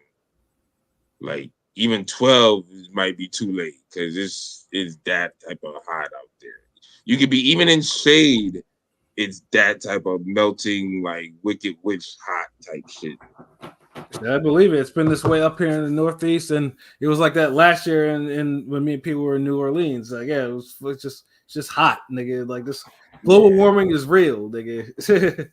So yeah, so that we got that. So we might do that live, but if that doesn't happen, we're still gonna do another cooking episode with the grilled cheese, like Rome, you know what I'm saying? But this is just one they wanted to kick off and doing. Like we like to experiment with different, different things, like different shit. So I'll let y'all know. Another thing. Oh yeah, the next battle. It'll be for a while because we're gonna do the Eminem reviews next time and the Juicy J album, but the week after that, we're more than likely gonna do Pilot versus Rome for the music battle. hip hop. Word. So yeah, that's and I already made the image and everything, so I know it's set up. So yeah, but other than that, I ain't got nothing else to say. I appreciate everybody tuning in with us, vibing with us, and just enjoying, celebrating with us. And we might have to do like a episode like this every year. Like just think about all the good shit and what we happy for or whatnot, like and the milestones and but it felt good, even though it took a while to get here, that's 6 years. That's you could get the fast quarter or the slow nickel. You know what I'm saying? If you get in that fast quarter, you peak faster. Facts. And then, you get a ceiling where you can't go nowhere else. With Ring Gang, you don't know our ceiling because we're always growing. We're always building. You think it's one thing and we might be here for a minute, but then 3 months later, we're here. And it's like, oh shit, like these niggas still at it. Like, yeah, we still at it. We're more dependable than a fucking jab in a world championship fight, nigga. Like, that's all I got to say on that. But yeah, and we got an unboxing too. Senpai PJ, he got I got some gloves I didn't really unbox yet. So we want to set that up, get some training. Whenever one of my students or Rome available, one day we'll go live or do the film the clip and unboxing and shout out the people who looked out, because teaching the youth boxing and how to defend themselves is some Ring Gang does too, niggas. And we got outreach to the communities and shit like. So yeah, it's like, oh word, like, yeah, we teaching grown ass people, but shit, they people too, nigga. All this damn we is the world, children are our future, nigga. What about now, nigga? Facts. So yeah, that's it for me, man. Like, great episode, guys. I appreciate it. I know it's a little long, but this is the anniversary on Tony Tone shit. Word. So yeah, since it's like late, I'm just gonna go through the outro right now. You know what I'm saying? Just get up out there. So yeah, so for myself, Pat Scorpio, the England representative, for LB Shuttleworth, the God, the Go artist, 6 years strong. For King People Bodega B, for Conscious Pilot, and for Rome Top 5. Again, this was another wonderful episode of Real Talk and just going through memory lane and shit like this, and hopefully for more years, and then, of course, as always, if shit's real, we talk about it. So until next time, peace.